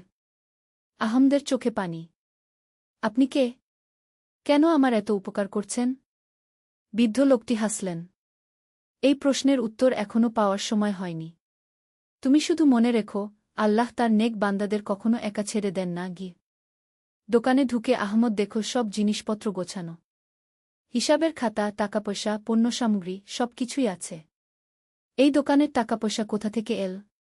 কারাগারে থাকাকালীন তুমি যেসব মানুষের জীবন পরিবর্তন করেছিলে তাদের পরিবার থেকে। কাসেমের স্ত্রী তার স্বামীর পরিবর্তন দেখে খুশি হয়ে কিছু টাকা পাঠিয়েছে। অন্যান্যরাও পাঠিয়েছে। আর বাকিটা গু? বৃদ্ধ লোকটি থামলেন। বাকিটা? আল্লাহর পক্ষ থেকে গি। সেদিন থেকে আহমদ নতুন জীবন শুরু করল। সে সততার সাথে ব্যবসা করত। গরিব মানুষদের সাহায্য করত। প্রতিদিন দোকান বন্ধ করার আগে কিছু টাকা আলাদা করে রাখত দান খরাতের জন্য। আস্তে আস্তে তার দোকানের সুনাম ছড়িয়ে পড়ল। মানুষ জানত এখানে ন্যায্য দাম পাবে, কোনো প্রতারণা হবে না। দোকানে বরকত হতে লাগল। নবম অধ্যায়, পরিবার গঠন। আহমদ এখন ২৫ থেকে ২৮ বছরে পা দিয়েছে। তার মা তাকে বিয়ের জন্য পিডাপিডি করতে লাগলেন। বছর ৩ কারাগারে কাটিয়েছিস, এখন জীবন সাজা। একটা ভালো মেয়ে দেখেছি। মেয়েটির নাম আয়েশা। বয়স ২১। অত্যন্ত ধার্মিক ও চরিত্রবান। তার পিতা একজন আলেম। যখন আহমদের বিয়ের প্রস্তাব এল, আয়েশার পিতা প্রথমে চিন্তিত হলেন। আমি শুনেছি ছেলেটি কারাগারে ছিল। আহমদ নিজেই গিয়ে আয়েশার পিতার সাথে কথা বলল। সব সত্য কথা বলল, তার অতীত জীবন, কারাগারে যাওয়া, সেখানকার অভিজ্ঞতা এবং বর্তমানে তবার পথে চলার কথা। আয়েশার পিতা আহমদের সততায় মুগ্ধ হলেন। বৎস, অতীত নয়, বর্তমান দেখতে হয়। তুমি এখন কেমন মানুষ সেটাই আসল। বিয়ে হয়ে গেল আহমদের। আয়েশা ছিল এক আদর্শ স্ত্রী। সে আহমদকে আরও ভালো মানুষ হতে সাহায্য করত। দুজন মিলে নিয়মিত কুরআন তেলাওয়াত করত, একসাথে তাহাজ্জুদের নামাজ পড়ত। ১ বছর পর তাদের একটি সন্তান হল, একটি ছেলে। নাম রাখল ইউসুফ। ছেলেকে কোলে নিয়ে আহমদ কাঁদতে লাগল। কি হয়েছে? আয়েশা জিজ্ঞেস করল। আল্লাহ আমাকে কত কিছু দিয়েছেন। একসময় মনে হতো সব শেষ, আর আজ। আহমদের গলা ভেঙে গেল। সেদিন রাতে স্বপ্নে সেই বৃদ্ধ লোকটি এলেন। তিনি বাচ্চা ইউসুফকে দেখছেন আর হাসছেন। বৎস, তুমি এখন পুরোপুরি পথ খুঁজে পেয়েছ। এই সন্তান হবে তোমার চোখের মণি। একে আল্লাহর পথে গড়ে তোলো। আপনি কি আর আসবেন না? আহমদ জিজ্ঞেস করল। আমার কাজ শেষ। তুমি এখন নিজেই পথ দেখাতে পার অন্যদের। ১০ম অধ্যায়, সমাজ সেবা। ইউসুফের বয়স যখন ৩ বছর, আহমদ তখন সিদ্ধান্ত নীল সমাজের জন্য আরও বেশি কিছু করার। সে তার দোকানের পাশেই একটি ছোট মক্তব স্থাপন করল। গরিব শিশুদের বিনামূল্যে কুরআন শেখাতে শুরু করল। প্রথমে ৫-৬টি বাচ্চা এল। আহমদ নিজে তাদের পড়াত। আস্তে আস্তে সংখ্যা বাড়তে লাগল। আয়েশাও যোগ দিল মেয়ে বাচ্চাদের পড়ানোর কাজে।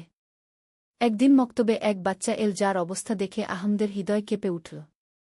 বাচ্চাটির নাম হাসান, বয়স ৮ বছর। কিন্তু অপুষ্টিতে দেখতে ৫ বছরের মতো লাগে। কাপড় ছেঁড়া, খালি পায়ে। তোমার মা বাবা কোথায়? আহমদ জিজ্ঞেস করল। আব্বু মারা গেছেন। আম্মু বিভিন্ন বাড়িতে কাজ করেন গু। আহমদ সেদিনই হাসানকে নিয়ে তার মায়ের সাথে দেখা করতে গেল। দেখল এক ছোট্ট ভাঙা ঘরে মা ও ছেলে থাকে। মহিলাটি অত্যন্ত গরিব কিন্তু অনেক ধার্মিক। বোন, হাসানকে আমাদের মক্তবে পড়তে পাঠান। আর এটা নিন। আহমদ কিছু টাকা দিতে চাইল। না ভাই, আমি ভিক্ষা নিই না গি। এটা ভিক্ষা নয়। এটা হাসানের শিক্ষার খরচ। মহিলাটি কাঁদতে কাঁদতে দোয়া করল আহমদের জন্য। এভাবে আহমদ অনেক গরিব পরিবারকে সাহায্য করতে শুরু করল। কিন্তু সবসময় এমনভাবে করত যাতে তাদের আত্মসম্মানে আঘাত না লাগে। একাদশ অধ্যায়, বিপদের মোকাবেলা। আহমদের এই সব নেক কাজ দেখে আবার আবু বকরের মন খারাপ হল। সে বুঝতে পারল আহমদ এখন আগের চেয়েও বেশি সম্মানিত। তার প্রতিহিংসার আগুন আবার জেগে উঠল। এবার আবু বকর অন্য পথ বেছে নিল। সে কিছু দুর্বৃত্তকে ভাড়া করল আহমদের মক্তবে হামলা চালানোর জন্য। একদিন রাতে যখন আহমদ মক্তবে একা বসে পরের দিনের পড়ানোর প্রস্তুতি নিচ্ছিল, হঠাৎ ৫-৬ জন লোক এসে ঢুকল। তাদের হাতে লাঠি। তুই আহমদ? একজন জিজ্ঞেস করল। হ্যাঁ। কি চান আপনারা? আমরা এসেছি তোর এই মক্তবটা বন্ধ করে দিতে গু। কেন? এখানে তো ছোট বাচ্চারা পড়ে গু। আবু বকর সাহেব বলেছেন তোর এসব বন্ধ করতে হবে। আহমদ বুঝে গেল। আমি কারো ক্ষতি করছি না। শিশুদের শিক্ষা দিচ্ছি। আমাদের কথা শুনতে হবে। নইলে তারা লাঠি তুল। আহমদ ভয় পেল না। আল্লাহর রহমতে আমি এই কাজ করছি। আপনারা চাইলে আমাকে মেরে ফেলতে পারেন, কিন্তু এই মক্তব বন্ধ করব না গে। দুর্বৃত্তরা তাকে মারতে এগিয়ে এল। আহমদ চোখ বন্ধ করে কালিমা পড়তে লাগল। হঠাৎ শুনল কেউ চিৎকার করছে, থাম। কি করছ তোরা? চোখ খুলে দেখল সেই বৃদ্ধ লোকটি দাঁড়িয়ে আছেন। তাকে দেখে দুর্বৃত্তরা যেন স্তব্ধ হয়ে গেল। এই নেক কাজে বাধা দেওয়ার সাহস পেলে কোথায়? বৃদ্ধ লোকটির গলা ছিল অন্যরকম কর্তৃত্ব। দুর্বৃত্তরা লাঠি ফেলে দিয়ে পালিয়ে গেল। আপনি এখানে? আহমদ জিজ্ঞেস করল। তুমি বিপদে, আর আমি না আসব? আবু বকর আমাকে শান্তিতে থাকতে দিচ্ছে না গি। এই শেষবার। আবু বকরের আর সাহস হবে না তোমাকে বিরক্ত করার। পরের দিন সকালে শোনা গেল আবু বকর রাতারাতি শহর ছেড়ে চলে গেছে। তার দোকান বন্ধ করে দিয়ে অন্যত্র চলে গেছে। কেউ জানে না কেন। দ্বাদশ অধ্যায়, সন্তানের শিক্ষা। ইউসুফের বয়স এখন ১০ বছর। সে অত্যন্ত ভাল ছেলে, নিয়মিত নামাজ পড়ে, কুরআন তেলাওয়াত করে। আহমদ তাকে নিয়ে প্রতি জুমার দিন মসজিদে যায়। একদিন ইউসুফ তার বাবাকে জিজ্ঞেস করল, আব্বু, আপনি কেন এত গরিব মানুষদের সাহায্য করেন? আহমদ ছেলেকে কোলে নিয়ে বসাল। বৎস, আমি একসময় খুব খারাপ মানুষ ছিলাম। আল্লাহ তায়ালা আমাকে হেদায়েত দিয়েছেন। এখন আমার কর্তব্য অন্যদের সাহায্য করা। আপনি খারাপ ছিলেন? কিভাবে? আহমদ ভাবল ছেলেকে কি পুরো সত্য বলবে না মিথ্যা বলবে। তারপর সিদ্ধান্ত নীল সত্য বলবে। তিনি ইউসুফকে তার পুরো জীবনের গল্প বলল, কিভাবে সে দিন থেকে দূরে সরে গিয়েছিল, কিভাবে সেই বৃদ্ধ লোকটির সাথে পরিচয়, তবা, কারাগার, মুক্তি, সবকিছু। আব্বু, সেই বৃদ্ধ দাদুটিকে ছিলেন? ইউসুফ জিজ্ঞেস করল। আমি জানি না। তিনি কখনো নিজের পরিচয় দেননি গে। তিনি কি এখনো আসেন? মাঝে মাঝে স্বপ্নে দেখি গু। ইউসুফ গভীরভাবে ভাবল। আব্বু, আমার মনে হয় তিনি কোন অলি ছিলেন গু। হতে পারে। আল্লাহই ভাল জানেন গু। সেই রাতে ইউসুফ দোয়া করল, হে আল্লাহ, আমার আব্বুকে সেই সৎ পথেই রাখবেন গু। ত্রয়োদশ অধ্যায়, সম্প্রদায়ের নেতৃত্ব। আহমদ এখন ৫০-এর কাছাকাছি বয়সে পৌঁছেছে। তার মক্তব এখন বিরাট হয়েছে। প্রায় ২০০ বাচ্চা পড়াশোনা করে। অনেক শিক্ষকও নিযোগ দিয়েছে। সমাজের মানুষ তাকে নেতা হিসেবে মানতে শুরু করেছে। কোনো সমস্যা হলে আহমদের কাছে আসে। সে ন্যায় বিচার করে, সৎ পরামর্শ দেয়া। একদিন দুই পরিবারের মধ্যে জমি নিয়ে বিরোধ হল। দুই পক্ষই আহমদের কাছে বিচার চাইল। আহমদ দুই পক্ষের কথা শুনল। দেখল এক পক্ষ সত্য বলছে, আরেক পক্ষ মিথ্যা। কিন্তু মিথ্যাবাদী পক্ষটি তার পুরানো বন্ধু। আহমদ ভাবল কি করবে, বন্ধুত্ব রক্ষা করবে নাকি ন্যায় বিচার করবে। সে মনে মনে আল্লাহর কাছে সাহায্য চাইল। তারপর সত্যের পক্ষে রায় দিল। বন্ধু রেগে গিয়ে বলল, আহমদ, তুমি আমার বিপক্ষে রায় দিলে। ভাই, আমি সত্যের পক্ষে রায় দিয়েছি গু। তাহলে আমাদের বন্ধুত্ব শেষ গ। আল্লাহর সন্তুষ্টির জন্য যদি দুনিয়ার সব বন্ধুত্ব হারাতে হয় তাহলে তাই সই গু। বন্ধু চলে গেল। কিন্তু সমাজের অন্যান্য মানুষ আহমদের ন্যায়পরায়ণতা দেখে আরও বেশি সম্মান করতে লাগল। চতুর্দশ অধ্যায়, চূড়ান্ত পরীক্ষা। আহমদের বয়স এখন ৫৫। ইউসুফ ১৫ বছরের যুবক, মাশাআল্লাহ অত্যন্ত নেককার। আয়েশা এখনও সুন্দরী ও পরহেজগার। হঠাৎ একদিন আয়েশা অসুস্থ হয়ে পড়ল। ডাক্তার দেখিয়ে জানা গেল তার ক্যান্সার হয়েছে। শেষ পর্যায়ের ক্যান্সার। কতদিন সময় আছে? আহমদ ডাক্তারকে জিজ্ঞেস করল। বড়জোর ৩-৪ মাস কি? আহমদের মাথায় আকাশ ভেঙে পড়ল। কিন্তু সে ধৈর্য ধরল। আল্লাহর ফয়সালা মেনে নিল। আয়েশাকে যখন জানানো হল সে অত্যন্ত শান্তভাবে নিল। আলহামদুলিল্লাহ, আল্লাহ যা করেন ভালোর জন্যই করেন গু। পরবর্তী ৪ মাস আহমদ স্ত্রীর সেবা করল। দিনরাত তার পাশে থাকল। আয়েশা কখনো কোনো অভিযোগ করল না, বরং আহমদ ও ইউসুফকে উৎসাহ দিত। আমার পরে তোমরা ভেঙে পড়ো না, আল্লাহর কাজ চালিয়ে যেও। মৃত্যুর আগের দিন রাতে আয়েশা আহমদকে বলল, আমি স্বপ্নে দেখেছি জান্নাতে তোমার জন্য অপেক্ষা করছি গু। পরের দিন ফজরের নামাজের পর আয়েশা ইন্তেকাল করল। তার শেষ কথা ছিল, লা ইলাহা ইল্লাল্লাহ গু। আহমদ কাঁদল, কিন্তু আল্লাহর ফয়সালা রাজি থাকল। জানাজার নামাজে পুরো শহরের মানুষ এল। সবাই আয়েশার নেক চরিত্রের প্রশংসা করল। পঞ্চদশ অধ্যায়, একাকিত্বের পথ। আয়েশার মৃত্যুর পর আহমদ একটু ভেঙে পড়েছিল। কিন্তু ইউসুফ তাকে সাহস দিল। আব্বু, আম্মু যে কাজ